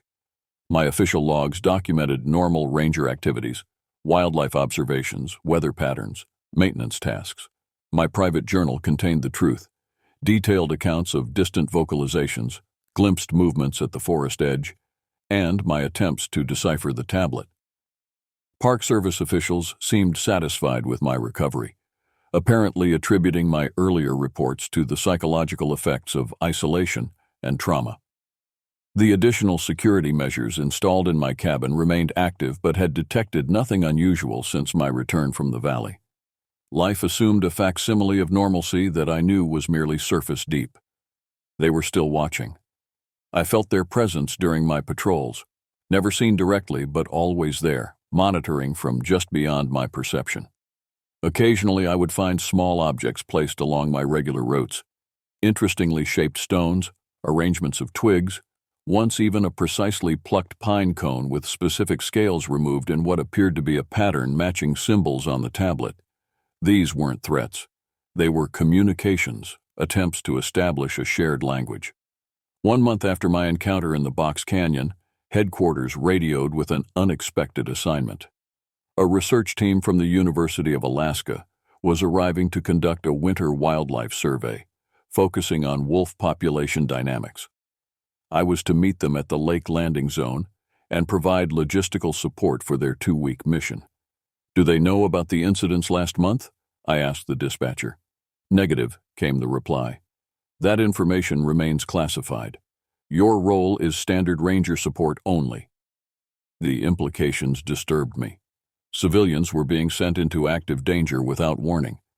I considered refusing the assignment or finding a way to warn the researchers, but either action would likely result in my immediate replacement, leaving no one with knowledge of the creatures to protect these people. When the float plane landed on the partially frozen lake 3 days later, I greeted the research team with professional courtesy that masked my deep unease. Dr. Maxwell Jenkins led the 4-person group, accompanied by graduate students Leah Winters and Marcus Okafor, and field technician Ben Harper.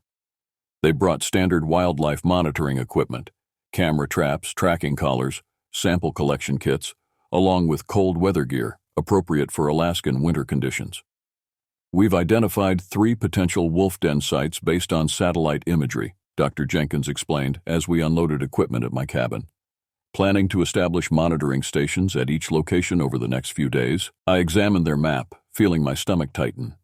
2 of their proposed sites lay within 5 miles of the valley settlement I had discovered.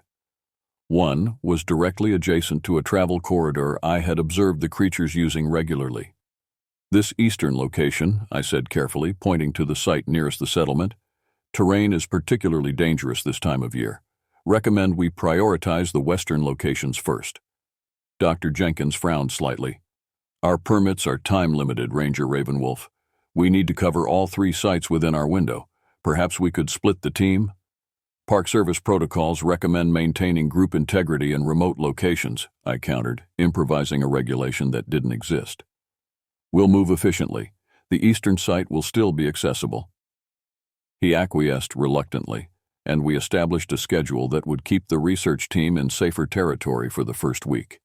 I hoped this would give me time to assess the creature's awareness of and reaction to these new human presences in their domain. The first 3 days passed without incident. We established monitoring stations at the 2 western locations, documenting wolf sign and setting camera traps designed to trigger when movement was detected. The researchers were competent and respectful of the wilderness, following safety protocols without complaint, despite the harsh conditions. On the 4th night, as we sat around the wood stove in my cabin reviewing the day's data, the power suddenly failed. The backup generator should have activated automatically, but remained silent. "Probably just ice on the solar panels," I explained, lighting kerosene lamps that cast long shadows across the walls. "System will reset by morning." Leah Winters glanced nervously toward the windows, where wind drove snow in horizontal sheets. "I thought I saw something moving out there earlier, near the tree line." "Lots of wildlife in these parts," I said noncommittally. "Could have been a moose or elk." "It was walking upright," she insisted, her voice dropping, "just for a moment before it disappeared into the trees." Dr. Jenkins chuckled. "Graduate students and their imaginations. Next, you'll be telling us you spotted Bigfoot." The casual reference hung in the air like smoke. I busied myself adjusting lamp wicks to avoid showing any reaction, but Marcus Okafor was watching me intently.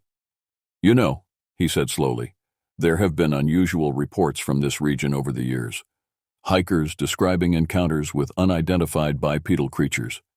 Even some Park Service incident reports that were later classified." "Urban legends," Ben Harper dismissed. "Every wilderness area has its monster stories." "Some legends have foundations in observable phenomena," Marcus countered. "Indigenous cultures throughout North America describe similar entities with remarkable consistency. The Salish have Sasquatch, the Algonquian have Wendigo, the Inuit have—" "That's quite enough, Mr. Okafor," Dr. Jenkins interrupted. "We're scientists, not cryptozoologists. Let's focus on documented species, shall we?" The conversation shifted to their research methodology, but an undercurrent of tension remained. Later, as the researchers retired to their temporary quarters in the cabin's 2 spare rooms, Marcus lingered behind. "You've seen something out there, haven't you?" he asked quietly once we were alone. I considered my response carefully. This wilderness contains many things not yet fully understood by science. He nodded slowly. My grandfather was Lakota medicine man. He spoke of forest guardians, beings that walk the boundary between the human and natural worlds. He said they watch us, learn from us, sometimes test us. What else did your grandfather tell you about these guardians? Marcus glanced toward the darkened windows. That they're neither good nor evil in human terms. They're something else entirely, a different kind of intelligence adapted to different conditions. He said they consider themselves the true inheritors of this land and view humans as temporary interlopers. Did he mention how to communicate with them? A look of surprise crossed Marcus's face. You have tried to communicate with them. It wasn't a question, and I didn't treat it as one. Instead, I retrieved the stone tablet from its hiding place beneath a loose floorboard. Marcus examined it with academic precision, tracing the symbols with his fingertip. Some of these elements resemble pictographs found in Anasazi cave systems, he observed. Others are unlike anything in the archaeological record. Have you deciphered any meaning? Nothing definitive, but I believe it was given as a form of identification or credential, an official acknowledgement of contact. Our conversation continued late into the night. Marcus shared anthropological perspectives that aligned with my observations, providing contextual understanding I had lacked. Together, we developed a preliminary framework for interpreting some of the tablet's recurring symbols. By dawn, we had reached an uncomfortable conclusion. The creatures were not merely territorial animals with unusual intelligence. They represented a parallel civilization that had deliberately remained hidden from human society, observing our development while maintaining their separation. And something had changed. They were no longer content with observation from a distance. The timing aligns with increased human encroachment into previously inaccessible wilderness, Marcus theorized. Climate change, expanded resource extraction, adventure tourism were penetrating their last refuges. So this is what first contact under duress? I asked. Or preparation for conflict, he replied grimly. They've studied us for generations. They know our technologies, our weapons, our weaknesses. Now they're revealing themselves strategically, testing responses, evaluating threats. Before we could continue, the cabin door burst open, admitting Dr. Jenkins with a worried expression. The satellite phone is missing, he announced, and someone's tampered with our vehicle. Outside, we found our snowmobile's engine components carefully disassembled and arranged in precise rows on a tarp beside the machine. Nothing was damaged, simply removed and organized with methodical attention to detail. The satellite phone was nowhere to be found. Bears don't do this, Dr. Jenkins stated flatly, surveying the scene. Neither do wolves, moose, or any known wildlife. Vandals? Ben suggested without conviction. 50 miles from the nearest human settlement in winter, Leah countered. Dr. Jenkins turned to me, his scientific skepticism visibly eroding. Ranger Ravenwolf, I believe we're owed an explanation. Is there something about this area that wasn't included in our briefing? Before I could formulate a response that wouldn't violate my orders, a deep, resonant call echoed through the forest, a sound I had come to recognize. It was answered by another from the opposite direction, then a third from behind the cabin. We need to get inside, now, I ordered, drawing my sidearm. We retreated to the cabin, securing doors and windows as I quickly explained the situation, omitting certain details, but providing enough information for them to understand the danger. The researchers' reactions ranged from skepticism, Dr. Jenkins, to vindicated fascination, Marcus, to undisguised fear, Leah and Ben. We need extraction, Dr. Jenkins insisted, reaching for the radio. They've cut communications, I explained. The power failure, the missing satellite phone, they're isolating us deliberately. Why? Leah demanded, her voice tight with panic. They want to study us, Marcus interjected. Just as we came here to study wolves, they're studying us. A heavy thump on the cabin roof silenced further discussion. Something large moved overhead, its weight causing the wooden beams to creak ominously. A second impact followed, then a third. Multiple creatures positioning themselves strategically around our shelter. They've never been this aggressive before, I whispered to Marcus. "Something's changed." "Or this was the plan all along," he responded. "Draw in more subjects for examination." The assault began with methodical precision. First, they disabled the chimney, blocking it with carefully arranged branches that forced smoke back into the cabin. As we struggled with diminished visibility, they systematically tested each window and door, applying pressure to identify weak points. Throughout this process, they maintained constant vocal communication, complex sequences of calls that coordinated their efforts. There was no random destruction, no animalistic rage. Every action served a specific purpose in a coordinated strategy. "They're not trying to break in yet," I observed, monitoring their movements. "They're testing our defenses, observing our responses." "Like scientists conducting an experiment," Dr. Jenkins said, his academic mind finally accepting what his eyes were seeing, with us as the subjects. The testing phase lasted approximately 20 minutes before the creatures withdrew temporarily. In the brief respite, we improvised defensive measures, barricading windows with furniture, preparing makeshift weapons from tools and equipment, establishing a secure area in the cabin's center where we could make a final stand if necessary. "If they wanted to kill us, they could have done so already," Marcus reasoned. "They want something else." "Information," I suggested, "or communication." A new sound drew our attention, a rhythmic tapping at the main door. Not the random pounding of earlier tests, but a deliberate pattern. 3 quick taps, pause, 2 slow taps, pause, repeat. "It's Morse code," Ben realized. "Short, short, short, long, long. The letter S followed by the letter M." "SM," Leah repeated. "What does that mean?" The realization hit me like a physical blow. "Stone marker, the tablet. They're asking for the tablet." Marcus nodded slowly. "A token of communication. They gave it to you as identification, and now they want it presented." "You can't seriously be considering negotiating with these things," Dr. Jenkins protested. "We're already negotiating," I replied, retrieving the tablet from its hiding place. "The only question is whether we do it on their terms or ours." With the tablet in hand, I approached the door. The others positioned themselves defensively, armed with whatever implements might serve as weapons. I took a deep breath, then knocked in response, mimicking the creature's pattern but reversed. 2 slow taps, pause, 3 quick taps. The silence that followed stretched for nearly a minute. Then came a new pattern, 5 quick taps in succession. "They're acknowledging," Marcus whispered. 5 taps, the conventional signal for understanding. "Or it's coincidence," Dr. Jenkins countered, though with less conviction than before.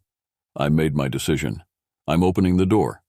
Before anyone could object, I disengaged the lock and pulled the door open approximately 6 inches, enough to see outside but too narrow for anything large to enter quickly. The creature stood 7 feet away, the same one that had taken my laptop and returned it, the one that seemed to function as some kind of representative or leader. Its massive form was silhouetted against the snow, breath-forming clouds in the cold air. In one hand, it held our missing satellite phone. In the other, something that stopped my breath. A crude representation of a human figure carved from wood, its features distinct enough to recognize Dr. Jenkins. The message was unmistakable. "We have studied you. We know who leads you." I held the stone tablet where the creature could see it, then slowly extended it through the partially opened door. The creature approached with deliberate steps, its movement displaying neither aggression nor fear. When it reached the door, it extended the satellite phone in exchange for the tablet. Our hands briefly touched during this transaction. The second time I had made physical contact with one of these beings. Its skin was warmer than human temperature, its massive fingers remarkably dexterous as they retrieved the tablet. What happened next defied all my expectations. The creature examined the tablet briefly, then produced something from a pouch at its waist. A second tablet, identical in size but carved with different symbols. It offered this new tablet to me while securing the original in its pouch. "An exchange of credentials," Marcus breathed from behind me, like diplomats presenting papers. I accepted the new tablet with a formal nod, which the creature returned in perfect mimicry. Then it stepped back, raised one hand in that now familiar gesture that resembled a wave. and vocalized a sequence of sounds unlike anything I had heard from them before, shorter, more defined, almost word-like in structure. Before I could respond, the creature turned and moved away from the cabin with surprising speed, disappearing into the forest. The sounds of movement on the roof and around the perimeter faded, suggesting a complete withdrawal. We maintained our defensive posture for hours, expecting the creatures to return. They did not. By dawn, I felt confident enough to venture outside, where I found the snowmobile's components had been reassembled with precise accuracy. The engine started on the first attempt. "They're letting us leave," Ben observed as we tested the vehicle. "No," Marcus corrected. "They're escorting us out." He pointed to the tree line where dark shapes moved parallel to our position, maintaining consistent distance but clearly visible against the snow. They were no longer hiding. They wanted us to see them, to know they were watching. "Extraction team arrives tomorrow morning," I announced, having re-established radio contact with headquarters. "We maintain security protocols until then. No one leaves the cabin alone." That night, as the researchers packed their equipment and prepared notes on an experience none of them would officially report, I examined the new tablet under my desk lamp. The symbols differed from the original, more complex, with interconnected elements that suggested advanced concepts. Marcus joined me in this examination, his anthropological training providing valuable insights. "These aren't just identification markers," he concluded after hours of study. "This is communication, specific information they want to convey.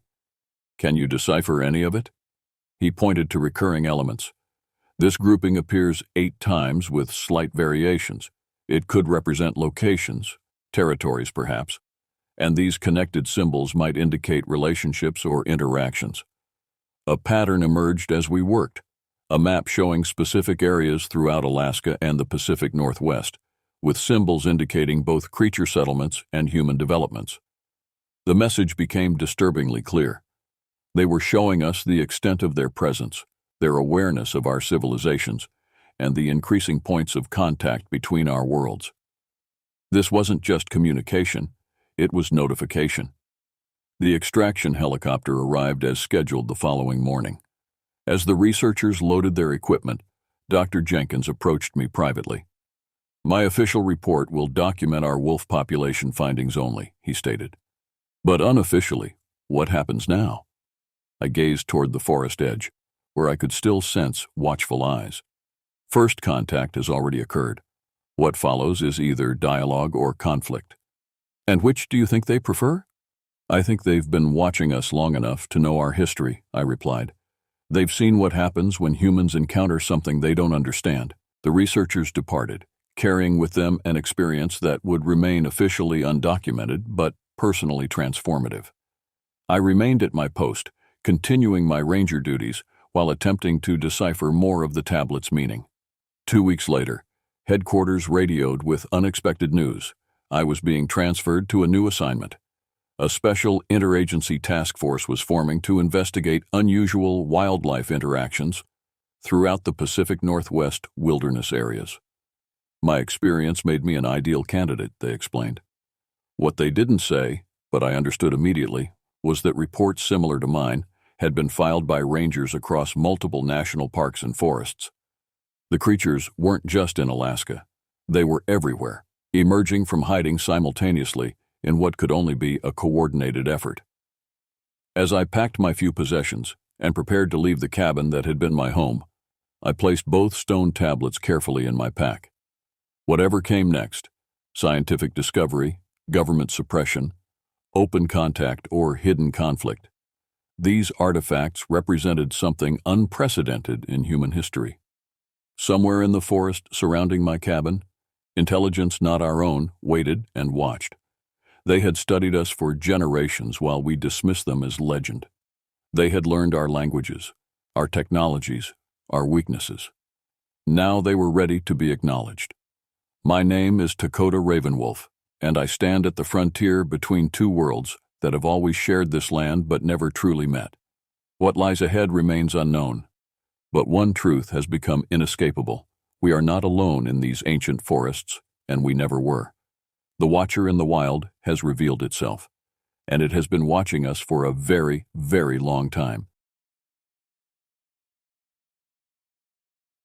I never planned to become a park ranger in the Alaskan wilderness. Growing up in Seattle, my connection to nature was weekend hikes and the occasional camping trip. But after my third year working at a tech startup, staring at screens until my vision blurred, something inside me broke. Maybe it was turning 30, or maybe it was the growing realization that I was living someone else's dream. The job listing appeared like an answer to an unspoken prayer. Seasonal ranger position, Denali Wilderness Area.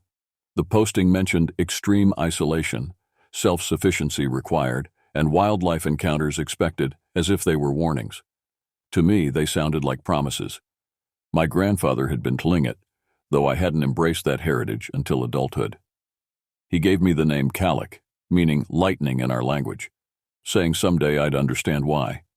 When I applied for the ranger position, I used that name. Perhaps it was superstition, but it felt right, like I was finally stepping into something authentic. They hired me despite my limited experience. Later, I'd learn why. Few people wanted the Wolves Lake outpost. Located in the most remote corner of an already remote park, the cabin had earned a reputation. Rangers requested transfers. Some quit without notice. Just bare problems, my supervisor, Rivera, assured me during orientation in Anchorage, and the isolation. Some people think they want solitude until they actually experience it, he chuckled. 3 months there, and you'll either never want to leave or you'll run screaming back to civilization. My cabin stood on a rocky outcropping overlooking a pristine alpine lake. The nearest road ended 12 miles away. My radio provided the sole connection to the outside world, with supply drops once monthly. My duties included trail maintenance, wildlife monitoring, search and rescue assistance, and enforcing park regulations for the handful of hikers brave enough to venture so far from established routes. The first week passed in peaceful stillness. I documented moose sightings, cleared fallen branches from trails, and spent evenings on my porch watching the midnight sun dance across the lake's surface. The solitude felt cleansing, medicinal. On my 8th night, I heard it for the first time. A sound that didn't belong. Not quite a howl, not quite a scream. It echoed across the lake, bouncing between mountain peaks, impossible to pinpoint. I'd been briefed on local wildlife. Wolf howls, bear grunts, even the haunting calls of loons. This matched none of them. It lasted nearly 40 seconds before fading, leaving behind a silence that seemed to press against my eardrums. I radioed Rivera the next morning. Probably just wind through the canyon, he said, voice crackling with static. Or a landslide. Sound carries strangely up there. I almost believed him until I found the tracks 2 days later. 12 inches long, humanoid but broader, with 5 distinct toe impressions. They appeared along the muddy lakeshore, emerging from the water on one side and disappearing into dense forest on the other. I photographed them beside my boot for scale before the rain washed them away. The photos showed nothing when I checked my camera later, just muddy smears. That night I heard rustling outside my cabin. Something large moved around the perimeter, breathing heavily. The radio sat on my desk, but I found myself unwilling to call for help. What would I say? That I was frightened of the dark? That I'd heard breathing? I told myself the isolation was playing tricks on my mind. But deep down, in places I refused to acknowledge, I knew something was watching me, studying me, waiting. The following morning, I discovered my weather station had been destroyed. The equipment lay scattered across 20 yards, metal components bent at impossible angles. No bear could manage such precise destruction. The temperature sensor had been twisted into a perfect spiral. I should have reported it, should have requested extraction or at least backup. Instead, I meticulously documented the damage in my journal and continued my patrols. After all, I had come here seeking something. Perhaps without admitting it, I had come seeking this. 2 weeks into my assignment, a call came over the radio. 3 hikers had failed to check in at their designated waypoint. Last known location, 6 miles north of my position. As the closest ranger, search and rescue fell to me. As I packed my gear for the search, I couldn't shake the feeling that whatever I'd been sensing in the wilderness was somehow connected to their disappearance. The rational part of my mind dismissed the notion as absurd. The growing knot in my stomach suggested otherwise. The sun was beginning its lazy summer descent as I locked my cabin and stepped onto the trail, heading north into increasingly dense forest. Whatever was out there, I was now deliberately walking toward it. The search area covered rugged terrain, sheer rock faces giving way to marshy lowlands, then dense forests of black spruce so thick they blocked most sunlight. According to their permit, the missing hikers, Max, Jody, and Kara, had planned to camp near Hunter's Creek, a remote tributary feeding into Wolves Lake. Summer in Alaska meant nearly continuous daylight, a blessing for search operations but also disorienting for those unaccustomed to it. Time became fluid when the sun barely skimmed the horizon before rising again. I'd adapted by maintaining strict routines, but even after weeks, my body occasionally rebelled against the unnatural rhythm. 4 hours into my search, I found their first sign, a blue bandana snagged on a branch. I marked the GPS coordinates and continued northwest, following what appeared to be a makeshift trail of broken twigs and disturbed undergrowth. They'd veered significantly off their planned route. "Anyone from Denali Ranger Service? Hello?" I called periodically, my voice bouncing off rock faces and disappearing into the dense forest. Around midnight, with the sun still providing ample light through the trees, I found their abandoned campsite. The tent remained partially erected, one side collapsed. A cooking pot sat on extinguished embers, mac and cheese crusted inside. 3 backpacks were neatly arranged against a fallen log. No blood, no signs of animal disturbance, just an abrupt departure. I radioed Rivera with my findings. "Secure the site and continue searching at first light," he instructed. "Backup can't reach you until tomorrow afternoon at earliest. Weather's coming in." I glanced at the sky. Clear blue stretched in all directions. "What weather? It's perfectly clear here." Static crackled for several seconds before Rivera responded. "Trust me, Kalik. It's coming. Be careful out there." The radio went silent. An uneasy feeling settled over me as I examined the campsite more thoroughly. Their phones remained in their packs. Who leaves without their phones? Food hung properly from a tree branch. They knew bear safety. Water bottles, maps, GPS device all accounted for. In the larger backpack, I found a journal. The last entry, dated 2 days prior, read, "Day 3. Something followed us all day. Max thinks bear, but it moves differently. Stayed just out of sight. Jody wanted to turn back, but we're making good time despite the rain. Strange sounds after dark. Not animal. Not human either. Going to investigate a structure we spotted from the ridge tomorrow." Structure? No buildings existed in this sector of the park. I checked their map and found a small X marked in red pen several miles northwest of their campsite, deep in a valley that didn't appear on official park maps. I made the decision to continue rather than wait. If they'd been drawn to this mysterious structure, perhaps in poor weather, they could be injured or trapped. With nearly constant daylight, I could safely navigate through the night. Following their likely path, I descended into a valley thick with vegetation I didn't recognize. Plants seemed larger here, more primeval. Ferns the size of small trees. Mushrooms sprouting in perfect circles. The forest felt ancient, undisturbed. 3 miles from their campsite, the trees suddenly ended, revealing a perfectly circular clearing roughly 50 yards across. At its center stood what I initially took for a massive tree stump, 8 feet tall and equally wide. Drawing closer, I realized it was a structure. Stone blocks, weathered by centuries, formed a crude dwelling. No windows. A single opening served as entrance. The structure appeared impossibly old, yet showed recent disturbance. Fresh footprints, 3 distinct sets, led inside. "Hello, Max? Jody? Kara? Ranger Service?" My voice sounded muffled, as if the clearing absorbed sound. The silence that followed felt deliberate, expectant. Drawing my flashlight, I approached the entrance. The air grew colder with each step.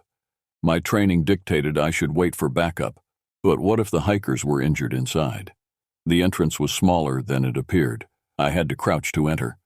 My flashlight beam revealed a single chamber, empty except for a stone altar in the center. No hikers, no signs anyone had been there at all, until I directed my light upward. Symbols covered the ceiling, spirals, handprints, and a recurring figure, tall, broad-shouldered, with elongated arms. The crude pictographs showed these figures towering over smaller human forms. I photographed everything, backing toward the entrance. As I turned to leave, my light caught something on the altar, 3 hiking boots arranged in a triangle. I recognized them from the campsite photos in the hiker's permit application. The radio at my hip crackled to life, startling me. "Immediate extraction, all rangers, Protocol 7. Rivera's voice fought through heavy interference before cutting out completely. I tried responding but received only static. Protocol 7 meant immediate danger. Evacuate without delay. In 3 months of training, we'd never actually practiced it. Outside, the impossible weather Rivera had warned of arrived suddenly. The sky darkened to twilight as clouds materialized from nowhere. Wind whipped through the trees surrounding the clearing, yet within the circle, the air remained perfectly still. I needed to return to the campsite and establish a search perimeter from there. Protocol dictated establishing a base at the last known location of missing persons. But something kept me rooted in place, a certainty that the hikers had never left this clearing. A twig snapped in the forest beyond the tree line, then another. Something large moved parallel to the clearing's edge, just out of sight. "Max? Jody? Kara?" I called, fighting to keep my voice steady. No response except the methodical cracking of branches circling me. I unholstered my service pistol, a last resort against wildlife that would likely prove useless against a determined bear or moose. But the deliberate movement beyond the trees suggested neither. Suddenly the sounds stopped. Complete silence descended, heavier than the darkening sky. Even the wind died. I stood motionless, controlling my breathing, straining to hear anything beyond the pounding of my heart. 20 yards away, the underbrush parted. Something emerged, standing upright at the forest's edge. I raised my flashlight. The beam caught nothing but swaying branches. Whatever had stood there moments before had vanished, if it had ever been there at all. I swept my light across the tree line, pulse hammering in my throat, but found only the ancient forest staring back. The hiking boots on the altar weighed on my mind. I needed to examine them properly, document everything before the weather worsened. Turning back toward the stone structure, I froze. The entrance stood empty. The boots were gone. I spun in a complete circle, scanning the entire clearing. Nothing moved, nothing changed, but the boots had vanished as surely as if they'd never existed. "You're exhausted," I told myself aloud, needing to hear a human voice, even my own. "You're seeing things." But the photos in my camera confirmed what I'd seen. 3 hiking boots arranged in a triangle on a stone altar. The structure was real. The clearing was real. And something had removed those boots while my back was turned for mere seconds. The storm intensified. Rain began hammering down, yet stopped abruptly at the clearing's edge as if repelled by an invisible barrier. I stood in a perfect circle of dryness while water drenched the surrounding forest. My radio remained silent despite repeated attempts to contact base. Protocol 7 meant return to station immediately, but with the hikers still missing and evidence of their presence here, I couldn't simply leave. I made a decision that would later haunt me. I would spend the night in the clearing. The stone structure offered shelter, and whatever had taken the boots might return. I needed answers more than safety. Setting up a minimalist camp near, but not inside, the stone building, I established a watch rotation with myself. Every 20 minutes, I walked the perimeter of the clearing, scanning with my flashlight before returning to rest. The routine helped calm my mind even as exhaustion crept in. During my 4th perimeter check, I noticed them, multiple sets of the same oversized humanoid prints I'd seen at my cabin, now pressed into the rain-soaked earth surrounding the clearing. They formed a perfect circle, as if whatever made them had paced the perimeter, watching me. Not a single print crossed into the clearing itself. I photographed them meticulously, measuring with my pocket ruler. 16 inches long, nearly twice the size of my boot, 5 toes with unusual spacing between the 4th and 5th. The stride length suggested a height of at least 8 feet. Scientific training battled with growing dread. No known animal in North America matched these prints. I'd studied supposed Bigfoot evidence during undergrad zoology, Most prints showed 4 toes, not 5. These had a distinct arch and pressure points suggesting bipedal walking. Back at my makeshift camp, I opened my ranger handbook to the wildlife encounter section. Nothing addressed my situation. The closest protocol, encountering unidentified large mammals, recommended maintaining distance, avoiding direct eye contact, and creating noise to avoid startling the creature. Sometime past midnight, with the dim sun hovering just below the northern horizon, I must have dozed off despite my rotation schedule. I woke suddenly to absolute silence. The rain had stopped, the wind had died. Even the ambient sounds of the forest, insects, leaves rustling had ceased. Something had changed in the clearing. The stone structure, which had stood 8 feet tall hours earlier, now rose nearly 12 feet, its entrance correspondingly larger. I blinked hard, convinced my tired mind was playing tricks. The structure remained impossibly enlarged. As I stared, a sound came from the forest, rhythmic, deliberate footfalls approaching from multiple directions, heavy bodies moving through underbrush. I counted at least 3 distinct patterns converging on the clearing. I doused my light and retreated to the center of the open space, equidistant from all sides of the surrounding forest. My service pistol provided cold comfort against whatever approached. The footsteps stopped precisely at the tree line. Silence returned, thick and expectant. "I know you're there," I called, surprising myself with the steadiness of my voice. "I'm Ranger Calic. I'm looking for 3 missing hikers. If you've seen them, please help me." No response came, but I felt the weight of multiple gazes studying me from the darkness. "I mean no harm," I continued. "This is your territory. I respect that. I just need to find these people and leave." The silence stretched until I began to question whether I'd imagined the footsteps. Then a response came, not in words, but in sound. A series of clicks and guttural vocalizations passed around the perimeter of the clearing, as if multiple entities communicated about me. A branch snapped to my right. I swung my light toward the sound.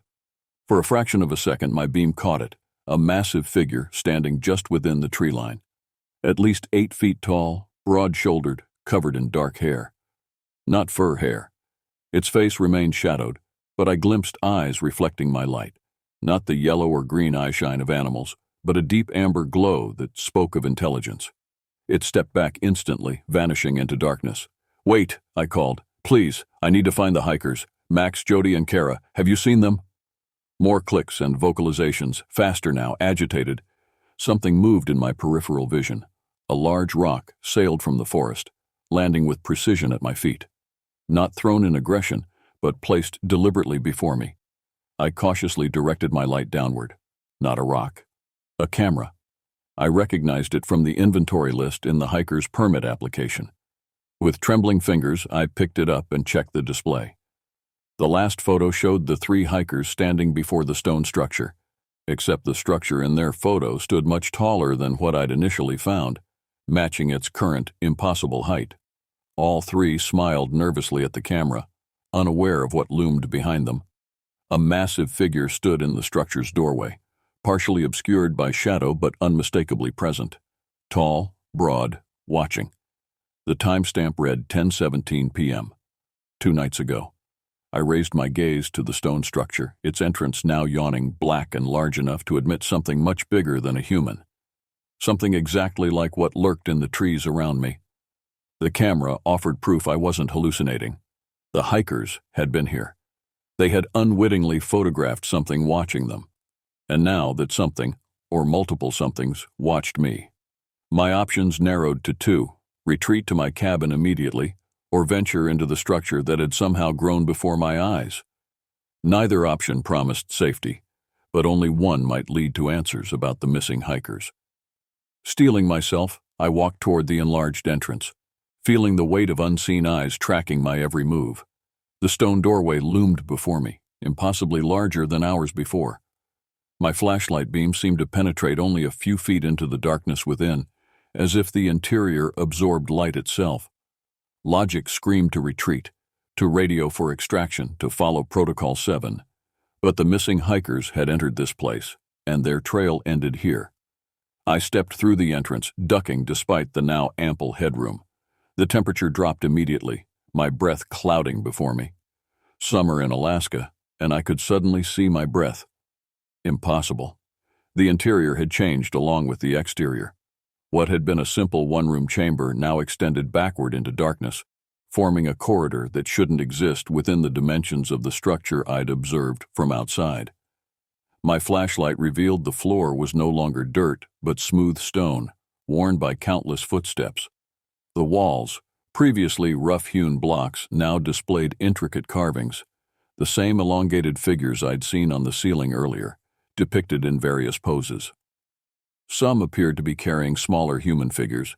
Others stood in circles around central stones that resembled the altar. I advanced cautiously, photographing everything. The corridor descended gradually, leading deeper than should be possible. After 30 paces, I reached a chamber much larger than the original room. Dome-shaped and roughly circular, the space stretched perhaps 50 feet across. Multiple alcoves lined the walls. My light caught reflective surfaces, eyes. Dozens of pairs of amber eyes, painted or embedded in the walls, all seeming to follow my movements. In the center stood not one altar, but 3, arranged in a triangle. On each lay a hiking boot, the same boots I'd seen earlier, now separated onto individual altars. Behind me, a sound, stone scraping against stone. I whirled to find the passageway sealed by a massive stone slab that hadn't been there moments before. No handle, no mechanism visible, just solid stone where my exit had been.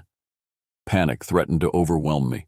I forced deep breaths, focusing on my training. Assess, document, find another way out. Moving to the nearest altar, I examined the boot upon it. Women's size 8 matching Kara's description. A small compass attached to the laces personally confirmed it. The permit application mentioned Kara's grandfather had given her a boot compass for the trip. I reached for it but stopped short as a low vibration began beneath my feet. The painted eyes around the chamber seemed to blink in unison.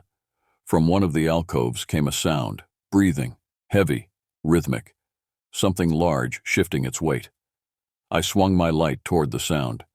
The alcove stood empty, but fresh marks on the dust-covered floor showed something had moved through it moments earlier, something large.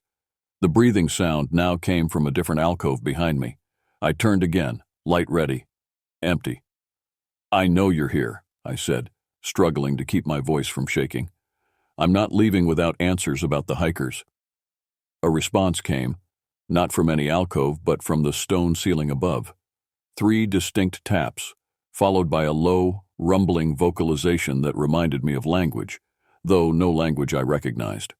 "Show yourself," I demanded, sweeping the light across the chamber. "What have you done with them?" The light caught movement at last, a massive arm withdrawing behind one of the far alcoves. Not covered in fur, as I'd expected, but in coarse, dark hair over ashen skin. Too deliberate to be an animal, too strange to be human. More sounds followed. Clicks, whistles, those same rumbling vocalizations exchanged between multiple sources. They were communicating about me, deciding something. I approached the alcove where I'd seen the arm, weapon drawn despite knowing it would likely prove useless.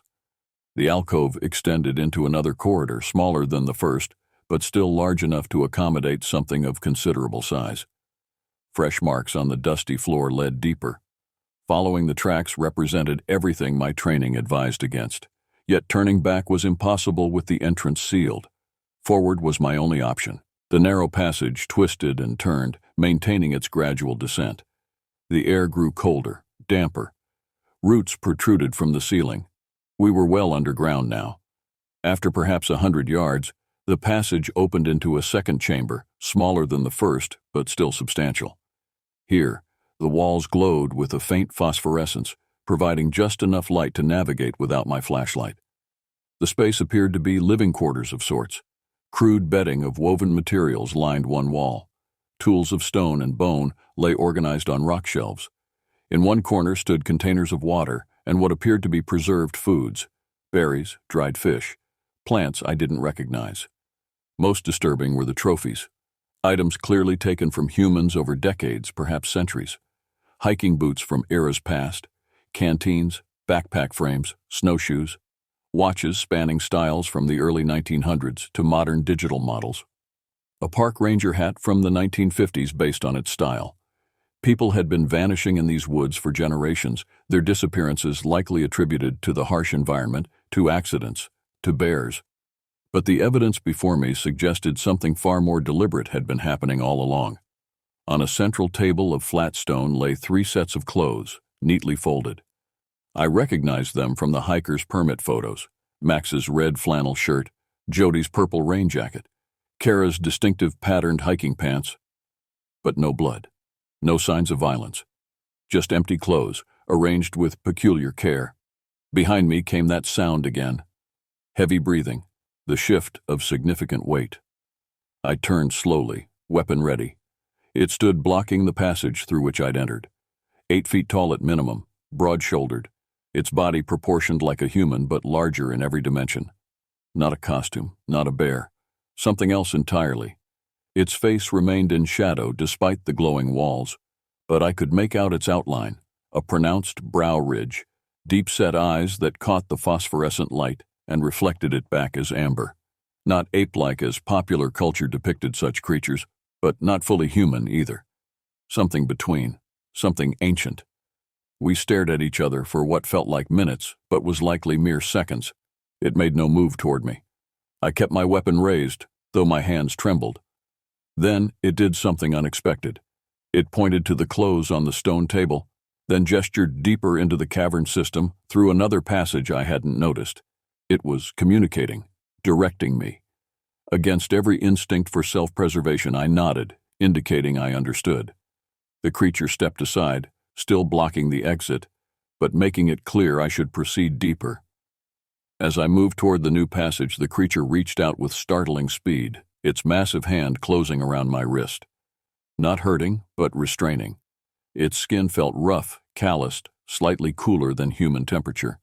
It took my service pistol, examined it briefly, then set it on the stone table beside the hiker's clothes. The message was clear: proceed, but unarmed.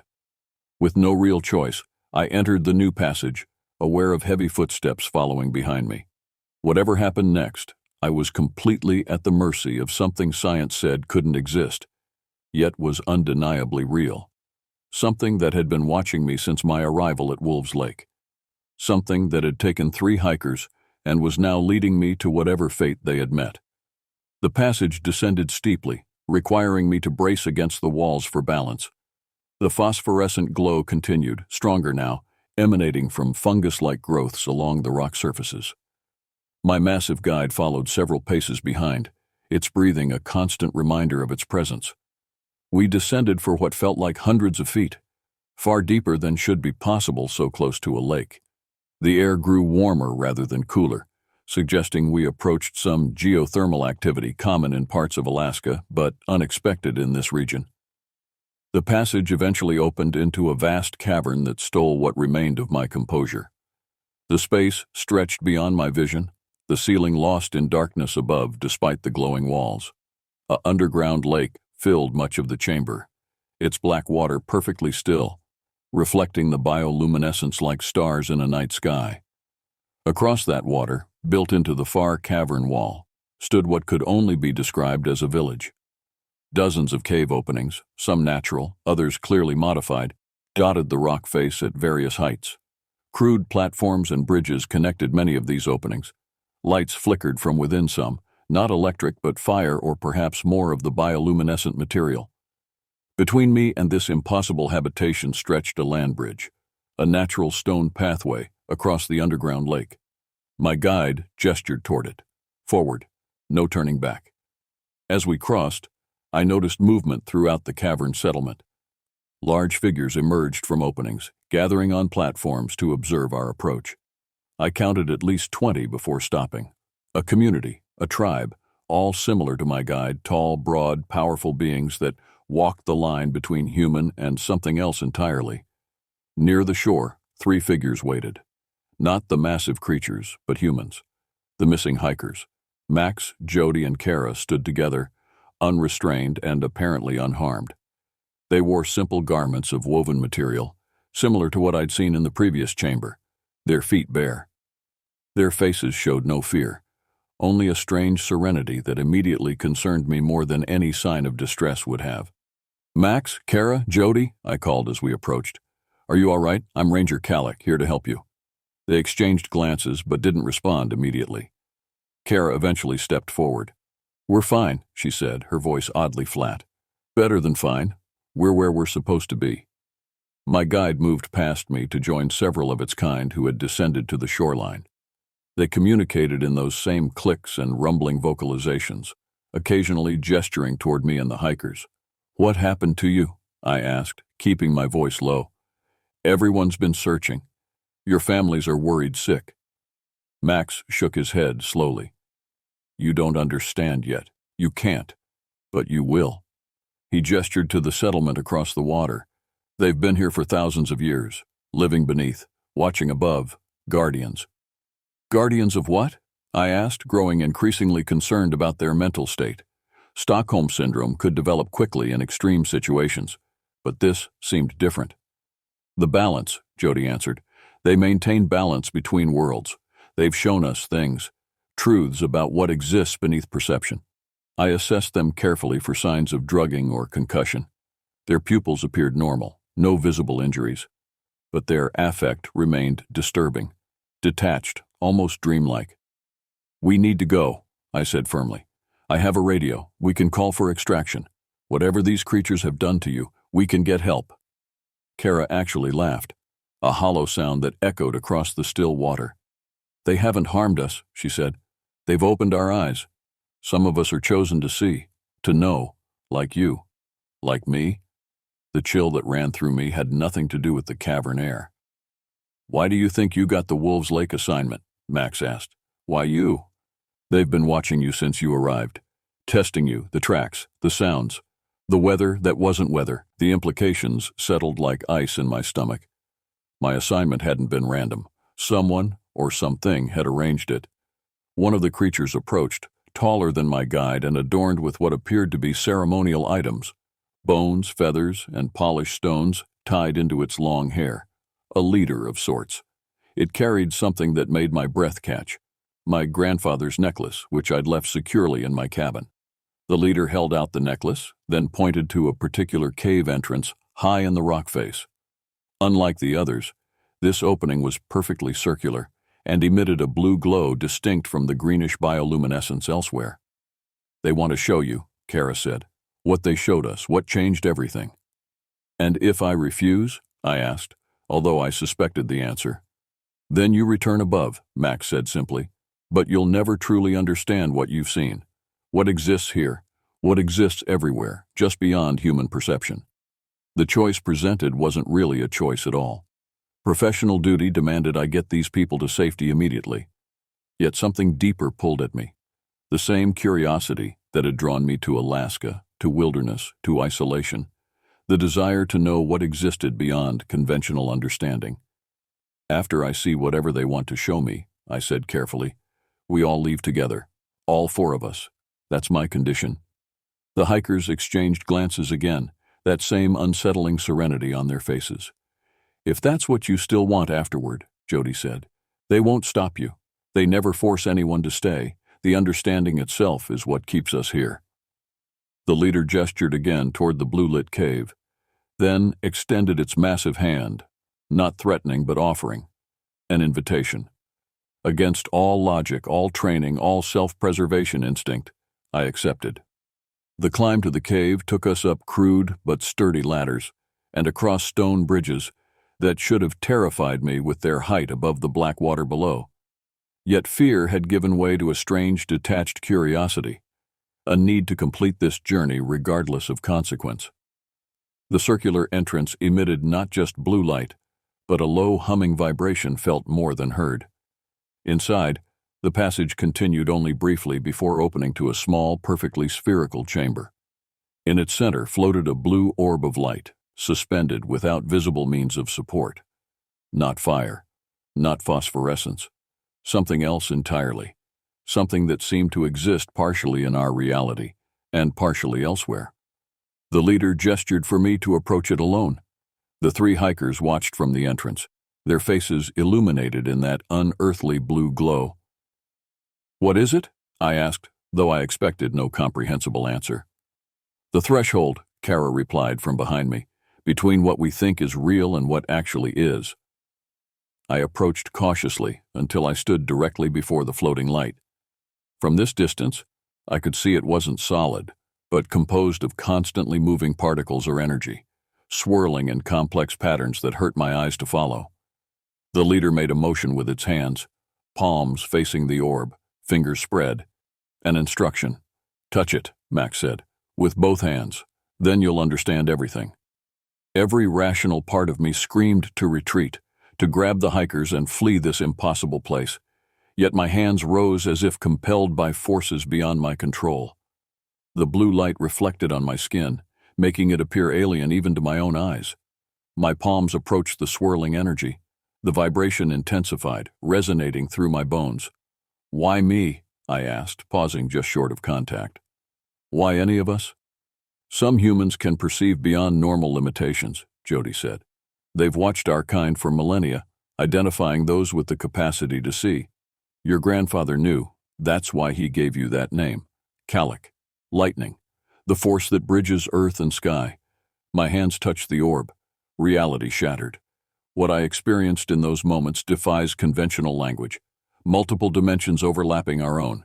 Entities existing in spaces between particles. Time spiraling rather than flowing linearly. The creatures, guardians of thresholds between realities that were never meant to intersect. I saw their purpose, maintaining boundaries, preventing incursions from realms that would destroy human consciousness if fully perceived. I understood why they watched, why they occasionally took those who could comprehend. Not as victims, but as necessary allies in an eternal vigilance. I witnessed the true scope of wilderness, not just trees and mountains and lakes, but layers of existence beyond physical matter. The land wasn't simply land, but a thin membrane between worlds. When awareness of conventional reality returned, I found myself on my knees, the leader's hand on my shoulder, steadying me. The hikers watched with newfound recognition. They knew I had seen what they had seen. "Now you understand," Kara said simply. And I did. The terrible, wonderful truth of what existed beyond human perception. Why certain people felt drawn to wilderness their entire lives. Why isolation sometimes felt more like communion than loneliness. "We have a choice to make," I said finally, rising to my feet. "All of us." The leader nodded, gesturing back toward the passage that would eventually lead to the surface world. The choice was real: return to conventional reality, carrying knowledge few humans possessed, or remain as partners in the guardianship. Max, Jody, and Kara had made their decisions already. I could see it in their eyes. They would stay, at least for now. The search for them would continue until eventually their disappearance would join countless others attributed to wilderness accidents. My decision was more complex. I had responsibilities, connections to the world above. Yet what I'd witnessed changed everything. How could I return to normal life carrying such knowledge? The answer came not in words but in understanding. I could serve as bridge between worlds. Return above but maintain connection to below. A guardian in my own capacity. I turned to the hikers. "I'll tell them I never found you, that the trail went cold." They nodded in unison, relieved. "But I'll return," I continued, looking to the leader. "There's more to learn, more to understand." The massive being made a gesture I somehow now recognized as affirmation. It would be waiting. They all would. The journey back to the surface passed in contemplative silence. By the time I emerged from the stone structure into the clearing, normal daylight had returned. My watch indicated I'd been below for 6 hours, though it had felt both shorter and infinitely longer.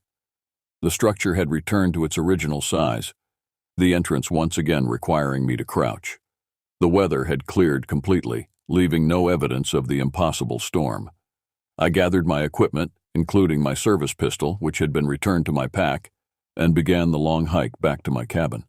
My radio crackled to life as soon as I left the clearing. "Kalak, come in, Kalak," Rivera's voice, frantic with concern. "I'm here," I responded calmly. "Lost signal during the storm. Thank God, Protocol 7 is lifted. Weather system dissipated suddenly. Any sign of the hikers?" I paused, looking back at the clearing rapidly disappearing behind me. No, I said finally. No sign. Trail went cold. The search would continue for weeks. Other rangers would comb the area, aircraft would scan from above, but they would find nothing, because they weren't meant to see. As I approached my cabin that evening, I noticed fresh tracks in the mud near my porch. Those same 16-inch prints I now understood belonged to guardians, not monsters. A reminder that I was being watched, that I was part of something beyond my previous understanding of reality. I reported the hikers missing, participated in subsequent searches, and completed my seasonal assignment at Wolves Lake. On paper, nothing had changed. Inside, everything had.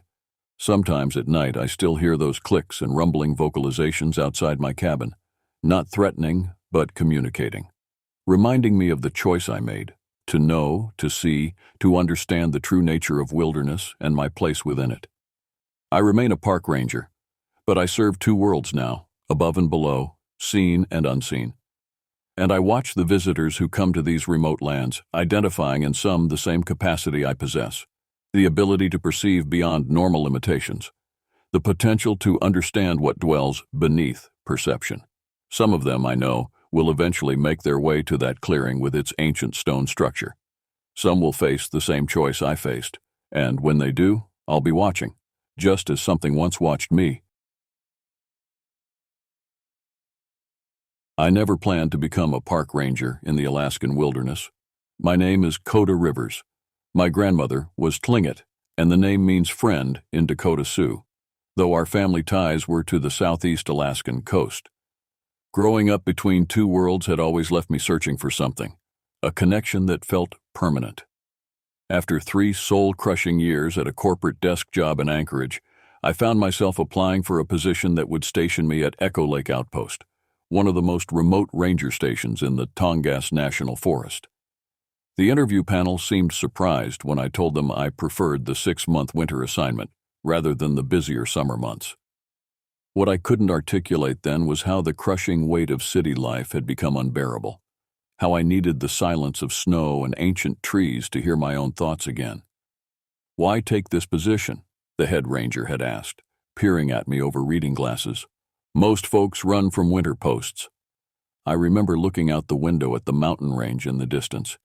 "Because there's truth in isolation," I said, "and I need to find some." 2 weeks later, I arrived at Echo Lake Outpost via bushplane, a small cabin nestled between towering spruce and a crystalline lake that reflected the mountains like a mirror. The pilot, a weathered man named Jim, helped unload my sparse belongings. "Winter comes early here," he warned, glancing at the surrounding forest with unease. "Radio check-ins twice daily, no exceptions." I nodded absently, already feeling a weight lifting from my shoulders as I breathed in the sharp, clean air. "One more thing," Jim added, lowering his voice. "Don't go wandering after dark, especially not toward the North Ridge." I laughed. "Bears?" "Among other things," he muttered, before climbing back into his plane. "The natives called this place Anayi Shaki, Crying Mountains. Said something lives in these woods that doesn't want to be found." I watched his plane disappear over the tree line, dismissing his warning as the usual hazing for newcomers. The cabin was more spacious than I expected.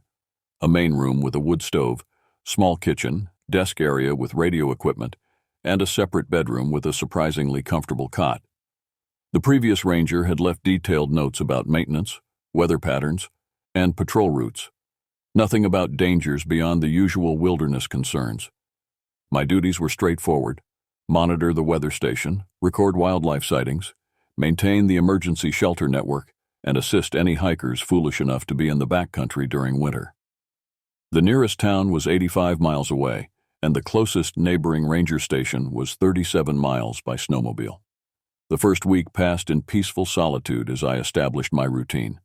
Wake at dawn, radio check-in, equipment maintenance, patrol a section of the trail network, return before dusk, second radio check-in, dinner, then reading by the fire. I felt my mind clearing, the persistent anxiety that had followed me from the city beginning to fade. Then came the first snowfall.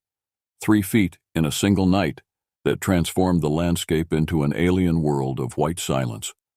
I woke to find tracks circling the cabin, too large for a wolf but with a strange gait, unlike a bear. They disappeared into the forest toward the north ridge. That night, I heard it for the first time, a sound that wasn't quite a howl or a scream, but something in between. It echoed across the lake, bouncing between mountain peaks until it seemed to come from everywhere at once. The radio crackled as I made my evening check-in. Echo Lake, this is Base. You reported unusual tracks? Over? Affirmative, Base. Possibly bear, but pattern is strange. Also, unidentified vocalizations approximately 2,300 hours. Over. A long pause followed. Copy that, Echo Lake. Maintain perimeter monitoring, but do not investigate North Ridge area alone. Repeat, do not approach North Ridge. Storm system moving in tomorrow. Hunker down. Over. Copy, Base. Any reason for the North Ridge warning? Over. Another long pause. Local superstition. Nothing to worry about. Traditional hunting grounds. Respect the boundaries. Base out. I switched off the radio, unsettled by the exchange. Outside, the wind picked up, driving snow against the windows like fingernails scratching glass. The wood stove popped and hissed as I added another log, casting flickering shadows across the walls. In the corner of the cabin stood a bookshelf with field guides, maintenance manuals, and battered paperbacks left by previous rangers. One thin volume caught my eye, a hand-bound collection of local folk tales. I pulled it down and opened to a dog-eared page titled The Watcher in the Woods.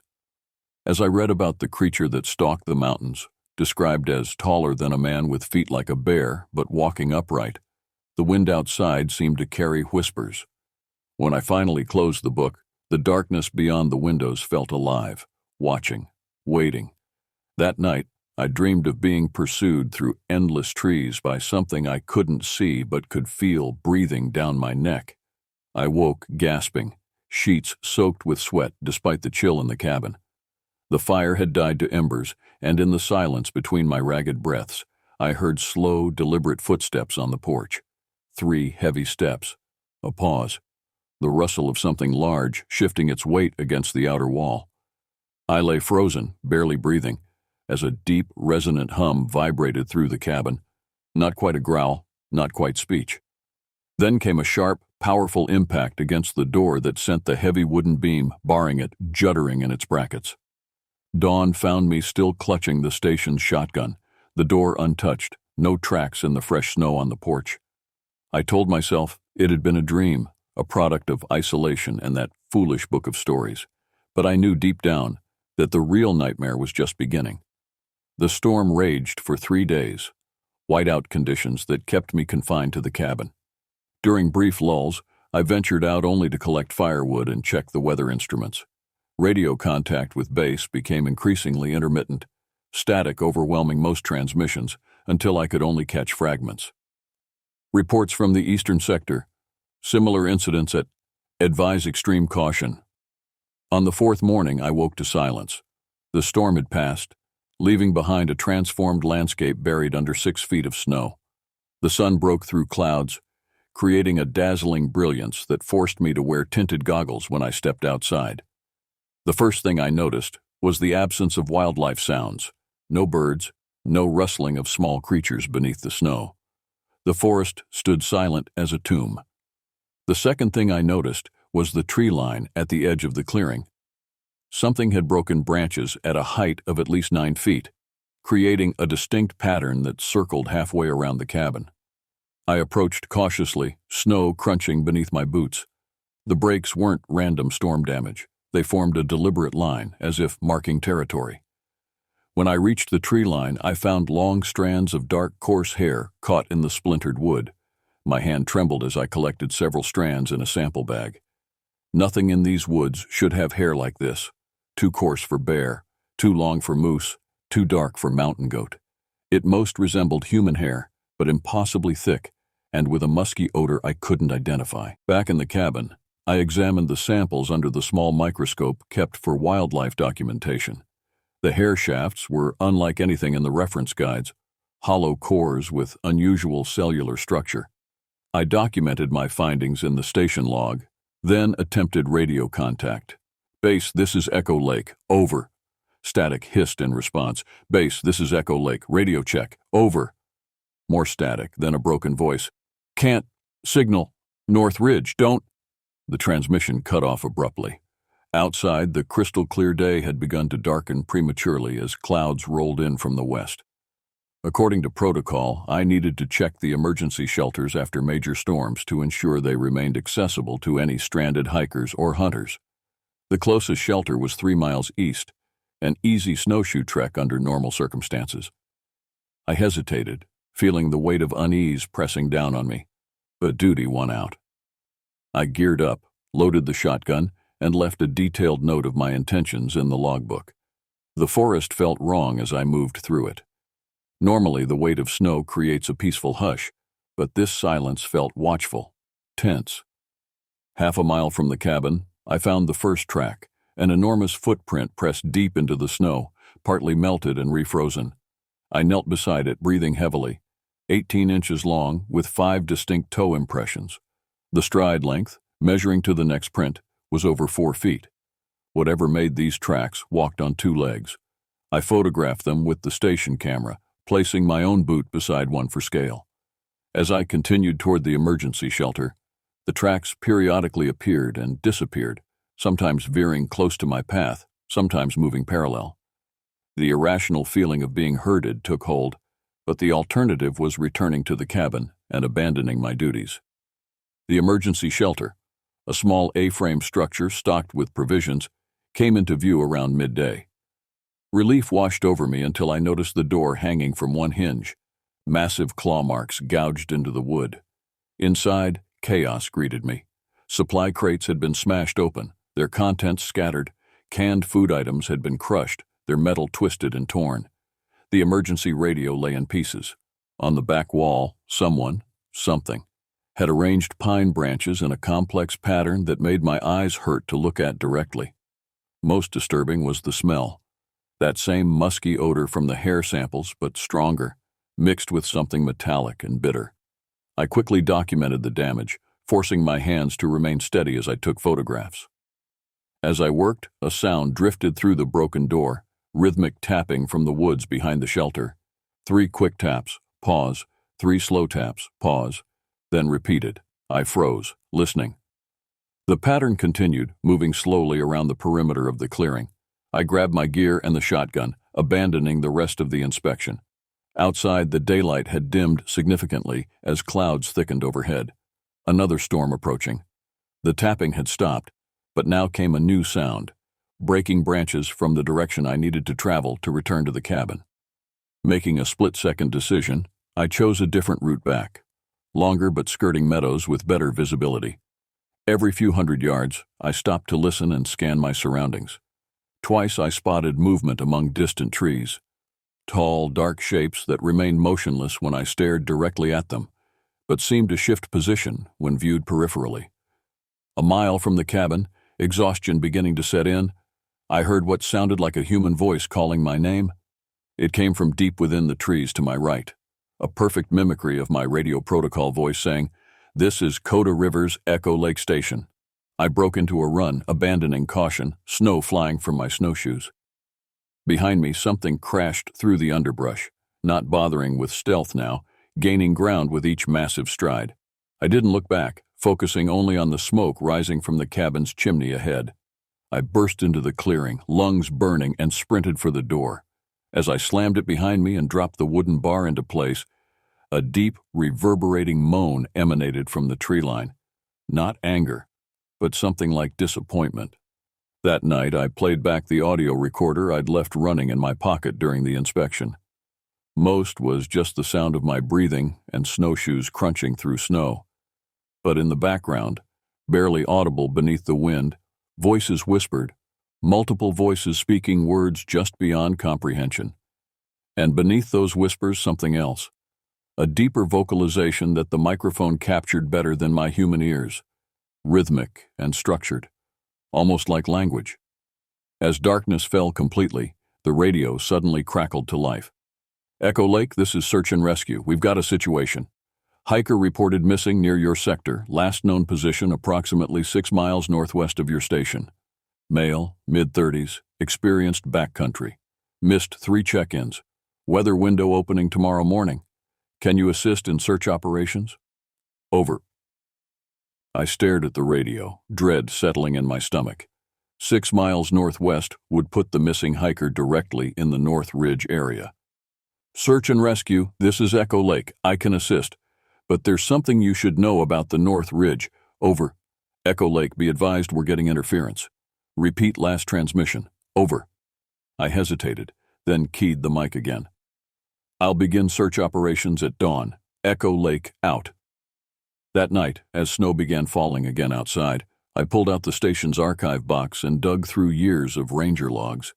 In the back, stuffed beneath maintenance records, I found a thin folder labeled simply Incidents, North Ridge, Classified. Inside were dozens of reports spanning decades. Missing hikers, unexplained destruction of equipment, strange tracks, unexplained sounds. Most disturbing were the photographs. Blurry images of tall, dark figures at forest edges, massive footprints identical to those I'd photographed today, strange arrangements of broken trees and branches forming the same eye-hurting patterns I'd seen in the shelter. The final page was a memo dated 3 years ago. All personnel advised to maintain standard protocols regarding North Ridge phenomena. Local tribal councils have requested we respect traditional boundaries. Reports of encounters should be documented but not shared with the public. Any evidence should be forwarded directly to regional headquarters.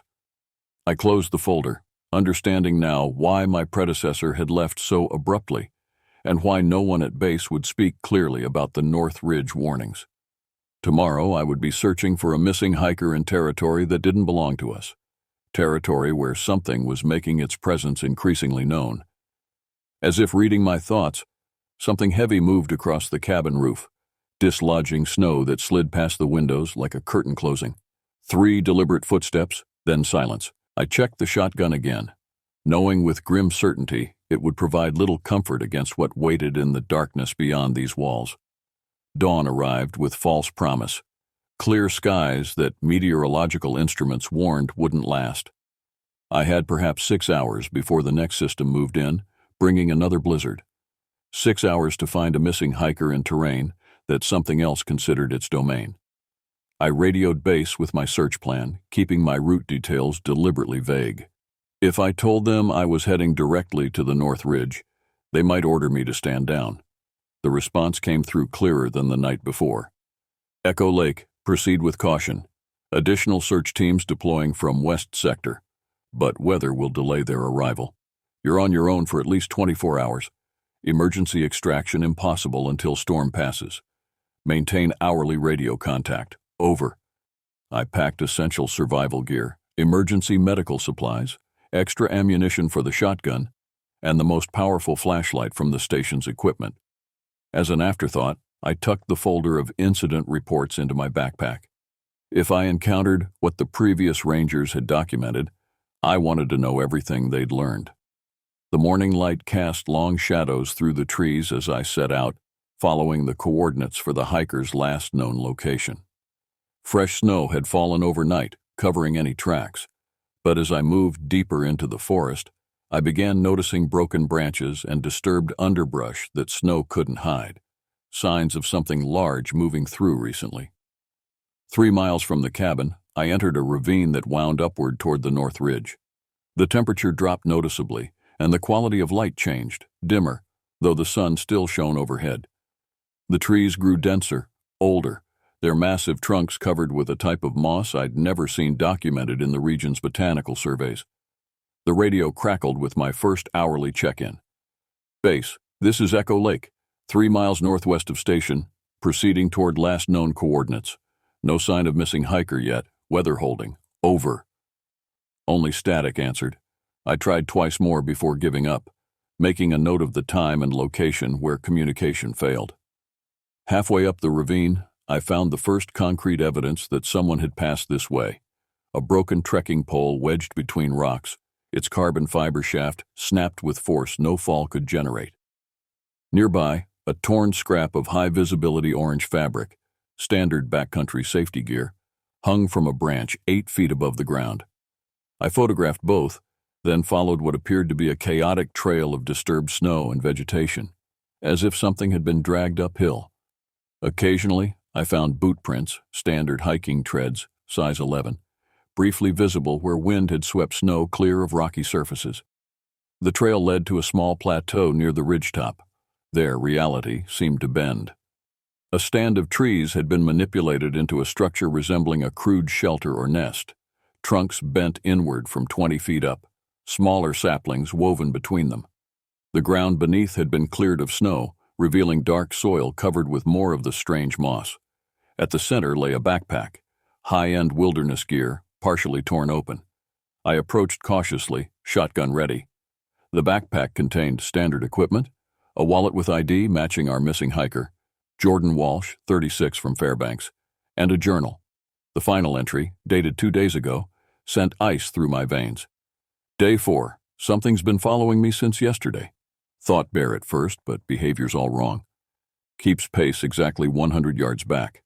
Never approaches, never retreats. Makes strange sounds at night, not animal sounds. Almost like speech. Found weird structures in the woods. Will attempt to reach ranger station tomorrow if it keeps distance. Beyond the backpack lay a trail of scattered equipment. Water filter, GPS unit, smashed, torn sleeping bag. The drag marks continued toward a dark opening in the rocks at the base of the ridge, a cave entrance partially hidden by hanging moss. I stood frozen, weighing options. Protocol demanded I report findings and await backup, but the radio remained dead. The storm approached, and if Walsh was still alive, every minute mattered. I activated my emergency locator beacon, a last resort device that would send coordinates to search and rescue, and moved toward the cave entrance. The beam of my flashlight revealed a narrow passage descending steeply into darkness. The walls glistened with moisture and more of the strange moss, which seemed to pulse faintly in the light. The air flowing from below carried that now familiar musky odor, stronger than before, mixed with the metallic scent I'd detected at the damaged shelter. 20 feet in, the passage widened into a larger chamber. My light caught reflective surfaces, dozens of them, hanging from the ceiling. I stepped closer, then recoiled in horror. Camera equipment, watches, belt buckles, eyeglasses, decades worth of metal and glass objects that had once belonged to people, suspended from the roof of the cave like some grotesque wind chime. They clinked softly in the draft, creating a discordant melody. Below this macabre display lay piles of shredded clothing, boots, backpacks, all the soft items separated from the hard ones with methodical precision. And beyond, deeper in the cave, more passages branched off into darkness. From one of those passages came a sound, a weak, ragged coughing. "Walsh?" I called, keeping my voice low. "Jordan Walsh, National Park Service. I'm here to help." The coughing stopped, replaced by a desperate whisper. "Oh God, you need to run. It collects things, people. It keeps them until—" His voice cut off abruptly, followed by a shuffling sound and then silence. I advanced cautiously, shotgun raised, following the passage where Walsh's voice had come from. It descended further, the air growing noticeably warmer and the moss thicker, now emitting a faint bioluminescent glow that cast everything in sickly green light. The passage opened into another chamber, larger than the first. My flashlight beam caught movement. A human figure pressed against the far wall. Walsh was alive, but terrified, his face gaunt, clothes torn. He held one arm at an unnatural angle, broken. When he saw me, his eyes widened in warning rather than relief. "Behind you," he mouthed silently. Something shifted in the darkness to my left, something massive that had been perfectly still until now. I swung the light toward it, revealing a patch of dense, dark hair, then turned the beam upward, and upward still, until it illuminated a face that wasn't a face. Where features should have been, a complex pattern of ridges and hollows formed something altogether alien, yet with disturbing hints of humanity. Eyes like reflective pools set deep in the skull caught the light and threw it back distorted. It stood at least 9 feet tall, its broad shoulders brushing both walls of the chamber. Time froze as we regarded each other, the creature and I, neither moving. Then it made a sound, that same rhythmic pattern I'd heard in the forest, but now clearly identifiable as language. The sounds vibrated through my chest, rearranging something fundamental in my understanding of the world. Walsh broke the moment, lunging from the wall in a desperate attempt to reach me. The creature moved with impossible speed for its size, one massive arm sweeping him back. I fired the shotgun reflexively, the blast deafening in the confined space. The creature roared, a sound so powerful, it dislodged dust and small stones from the ceiling. I grabbed Walsh's uninjured arm and pulled, backing toward the passage. The creature advanced, seemingly more angry than hurt by the shotgun blast. We fled through the tunnels, Walsh stumbling beside me. Behind us, the creature followed, not running but moving with deliberate, inevitable strides. It knew these caves. We didn't. Somehow we found the main passage and emerged into fading daylight. The storm had arrived early, snow already falling heavily. Walsh collapsed at the cave entrance, his strength gone. "Can't outrun it," he gasped. "Been playing with me for days, letting me escape, catching me again, learning about me." I pulled him to his feet. "We're not staying to find out why." Half carrying Walsh, I abandoned most of my gear to move faster, keeping only the shotgun, emergency supplies, and the folder of incident reports. We descended the ravine as quickly as possible, following my tracks before the snow obscured them completely. Behind us, the creature emerged from the cave, standing silhouetted against the darkening sky. It made no immediate move to follow, but raised its head in a movement I recognized with primal fear. It was scenting the air, memorizing our smell. It let out one long call that echoed across the mountains, not directed at us, I realized with dawning horror, but at something else. From the distant forest came answering calls, 3 distinct vocalizations from different directions. There was more than one of them, and they were coordinating. As darkness fell and the storm intensified, our desperate race back to the cabin became a nightmare journey through howling wind and near-zero visibility. The creature followed at a constant distance, occasionally visible as a dark shape moving through the trees parallel to our route. Twice we heard other large bodies moving through the forest ahead, forcing us to change direction. They were herding us, I realized, but not toward the cabin, toward something else entirely.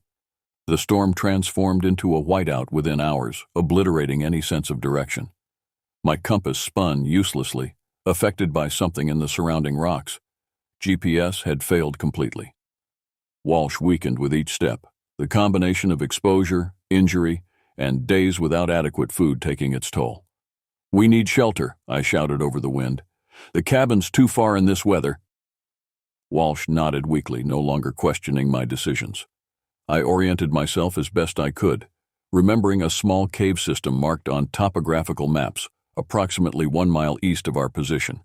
Not ideal, caves clearly being the domain of these creatures, but our only option as hypothermia set in. We changed course, fighting through snowdrifts that reached mid-thigh. The creatures maintained their distance but continued their coordinated movements, their massive forms occasionally visible through the curtain of snow, dark silhouettes moving with disturbing ease through conditions that threatened to kill us. The small cave entrance appeared like a miracle, a dark shadow against the white hillside. I helped Walsh inside, then gathered fallen branches from the nearby tree line to block part of the opening, creating a windbreak. The cave extended only about 30 feet into the hillside, ending in a solid rock wall.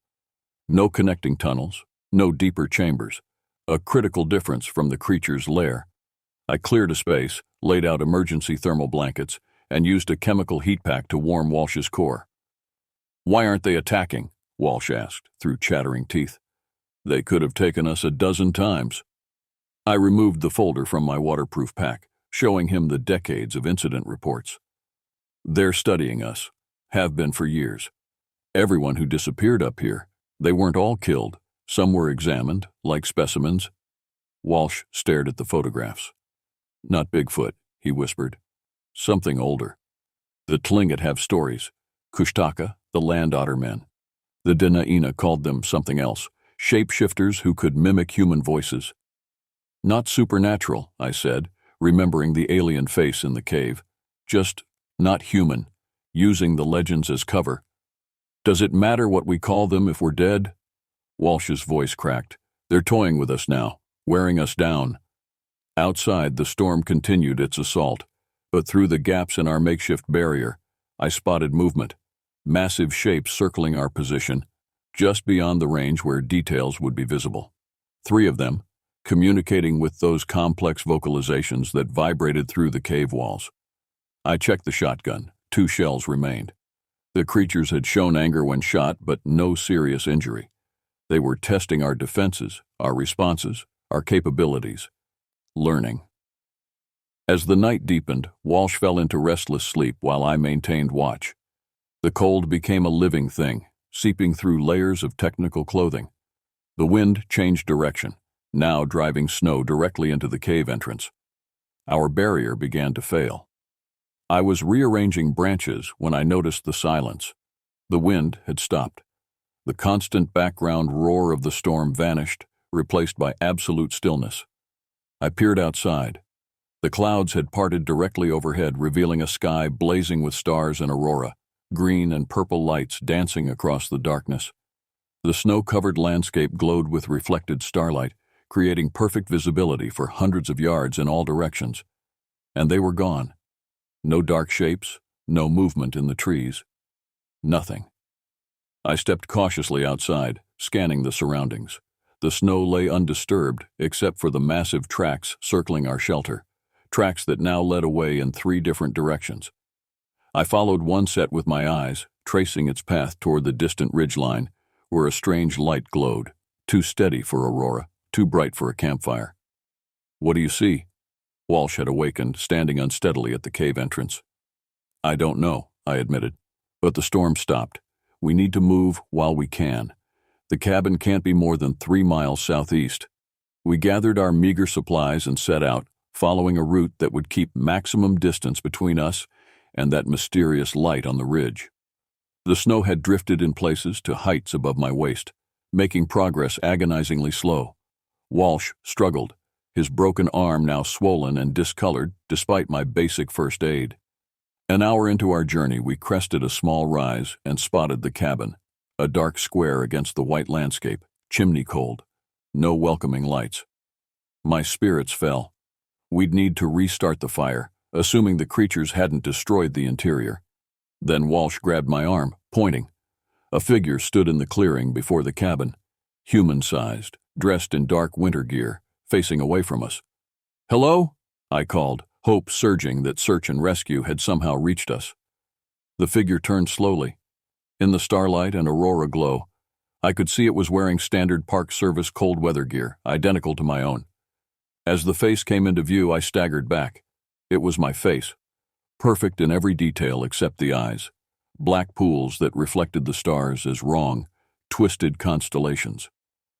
"This is Coda Rivers, Echo Lake Station," it said in my exact voice pattern. "This is Coda Rivers, Echo Lake Station." Walsh's grip tightened painfully on my arm. "They can't just mimic sounds," he whispered. "They can appear as—" The thing wearing my face tilted its head, studying our reaction. Then it began to change, the features melting and reforming like wax under heat. The uniform remained perfect Park Service issue, but the face shifted to a new configuration: hollow cheeks, thinning hair, wire-rimmed glasses. A face from the ID photos in the incident reports. A ranger who had disappeared 3 years ago. "Subject shows fear response to familiar stimuli," it said, in a voice I'd never heard but recognized from the old voice logs. "Recommendation: continue observation protocol." Beyond the creature, the cabin door swung open. Light spilled out. Not the warm glow of lanterns or firelight, but a harsh, clinical brightness. More figures emerged, some in Park Service uniforms, others in hiking gear from different decades. All moved with the same odd, too-fluid gait. All had those same wrong eyes. "They're studying us," Walsh said, his voice barely audible, "using what they learned to improve their mimicry, getting better at luring people." The first creature, the one wearing my face again, took a step toward us. "This is Coda Rivers," it repeated, then added new words, its mouth moving unnaturally around the sounds. "Come inside. Safe now. Storm coming back." It gestured toward the cabin with a too long arm, the sleeve of the uniform riding up to reveal dark hair and oddly jointed fingers. "Run," I breathed, reaching for the shotgun. Before I could raise the weapon, the air filled with that subsonic vibration again. A communication passing between the creatures. They moved with sudden, coordinated purpose, no longer maintaining the human charade. Their forms elongated, clothes tearing as their true shapes emerged. I fired both remaining shotgun shells, creating momentary confusion, then grabbed Walsh's good arm. We sprinted away from the cabin, away from the creatures, plunging into the dark forest where the deep snow made their size and weight a disadvantage against our lighter human frames. Behind us, their calls echoed. No longer attempts at human speech, but that complex language of rumbles and clicks. Hunting sounds, coordinating sounds. We ran blindly, focusing only on distance, not direction. When we finally stopped, gasping for breath in the shelter of a massive fallen tree, I had no idea where we were. The cabin was lost to us. The creatures controlled it now, along with all its equipment, communications, and supplies. Walsh collapsed against the log, his face gray with exhaustion and pain. "What are they?" he whispered. I shook my head, having no answer that made sense. Not supernatural, not alien, but something that had evolved alongside us, hidden in the most remote wilderness, watching, learning, adapting. "We need to reach the Forestry Service Road," I said, trying to orient myself by the stars. "It's our only chance. 15 miles east of the cabin. If we travel at night, stay hidden during day." A cracking sound interrupted me, branches breaking under massive weight, very close. We'd been found. "I can't run anymore," Walsh said, his voice resigned. "You go. Get word out. Tell them what's happening here." "I'm not leaving you," I insisted, though the hopelessness of our situation was becoming clear. From the darkness came that familiar three-pattern knock. Wood on wood. Once, twice, 3 times. Pause. Repeated from another direction. They were surrounding us. Walsh pulled something from his pocket, a small digital recorder. "I've been documenting everything," he whispered. "Take it. Make them listen." I took the device, tucking it securely in my innermost pocket, as the first massive shape emerged from the tree line. 9 feet of primal terror silhouetted against the star-filled sky. Others appeared beside it, forming a loose semicircle, herding us against the fallen log. As they closed in, the aurora flared overhead, bathing everything in surreal green light. In that moment, I saw them clearly for the first time, not just glimpses and shadows, but their true forms. Not bears walking upright, not missing links, but something that had evolved in parallel to humanity, adapting to the harshest wilderness by becoming its apex predator. Something ancient and intelligent that had been watching us, studying us, learning from us. Something that now considered us a threat to whatever society they had built in these remote mountains. The largest creature stepped forward, its movements deliberate. It made a series of sounds, that same pattern I'd heard before, but now directed at me specifically. Not mimicry, but communication. It was trying to speak to me, and some primal part of my brain, some genetic memory from when early humans shared these forests with other intelligent species, understood the meaning behind those sounds. "You do not belong here." Dawn broke with painful brilliance over the snow-covered landscape. I blinked against the light, momentarily disoriented. I was moving, being carried. Above me, tree branches passed in a hypnotic rhythm. Pain radiated from my shoulder and leg where something, claws I remembered with sudden clarity, had torn through my cold weather gear. Walsh. Where was Walsh? Memory flooded back. The creatures surrounding us, their attempt at communication, Walsh lunging forward with a burning branch from our meager fire. The chaos that followed. The largest creature grabbing me, then darkness. I was being carried in a cradle of branches. A makeshift stretcher, dragged across the snow. By whom? I tried to lift my head, catching a glimpse of a human figure trudging ahead, breaking trail. Park Service uniform. For one awful moment, I thought it was another creature mimicking human form. Then the figure turned, revealing a weather-beaten face beneath a regulation hat. Human eyes, concerned and very real. "He's awake," the ranger called to someone behind us. "Coda, can you hear me? You're safe now. Search and rescue. We've got you." Relief washed through me, followed immediately by panic. "Walsh? Jordan Walsh?" The ranger's expression told me everything. "I'm sorry, we only found you. There was a lot of blood in the snow, different blood types, signs of a major confrontation. I struggled to sit up despite the pain. We need to go back. The creatures, they're intelligent. They've been taking people for years, studying us. The ranger exchanged glances with his colleague, dragging the other end of my stretcher. You've got hypothermia and blood loss. Hallucinations are common in... Not hallucinations? I reached into my pocket, finding it empty. The recorder was gone. There was evidence. Walsh had recordings. The station has files, decades of incidents. They've taken over the cabin. They can mimic us, our voices, even our appearances.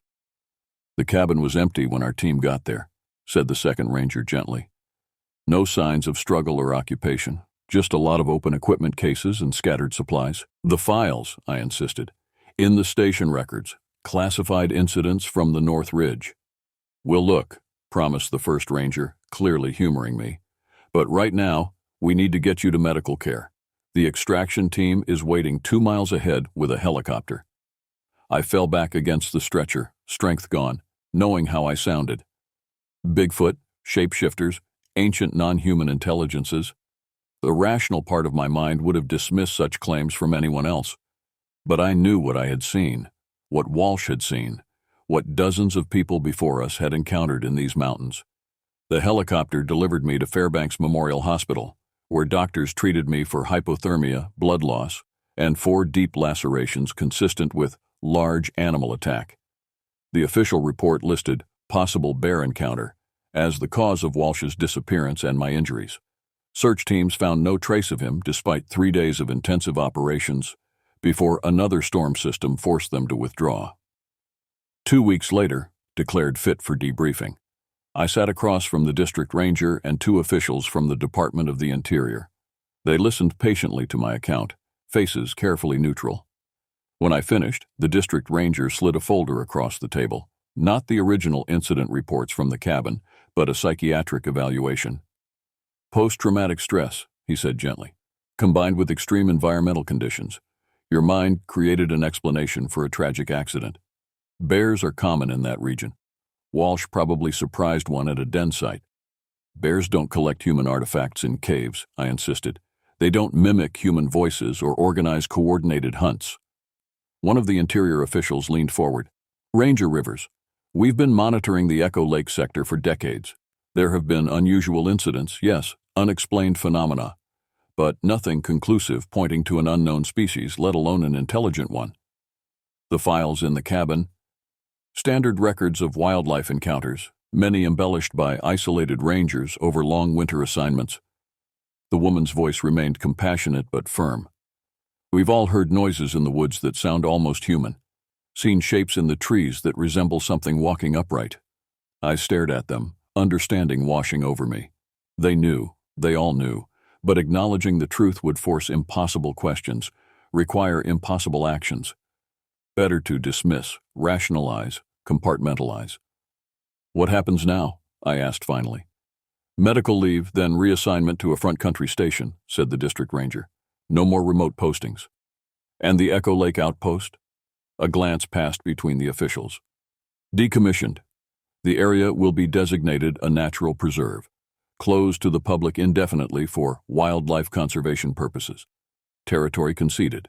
Boundaries established, an unspoken arrangement maintained. I nodded slowly, recognizing the unwritten script I was expected to follow. Publicly accept the official explanation. Take the reassignment. Never speak of what happened. But as I left the meeting, Walsh's digital recorder, which I had indeed lost in the struggle, weighed heavy in its absence. I wondered if the creatures had kept it, another human artifact to study, another piece of us to understand. 6 months later, reassigned to a busy visitor center near Denali, I received a small package with no return address. Inside was a USB drive and a note in unfamiliar handwriting. Found in archives when digitizing old records. Thought you should have a copy. You're not the first, you won't be the last.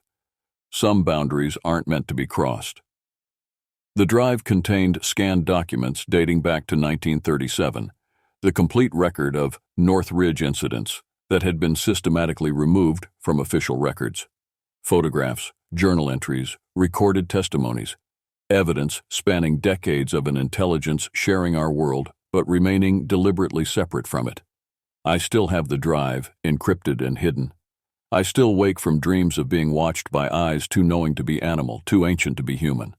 I still hear those rhythmic vocalizations in the howl of winter storms. Sometimes, on the clearest nights when the aurora dances overhead, I stand outside and look north toward those distant mountains. I think about what's watching from those peaks, creatures that were there long before us, that will likely remain long after we're gone. Creatures that have observed our rise with the patient curiosity of scientists studying a concerning new species.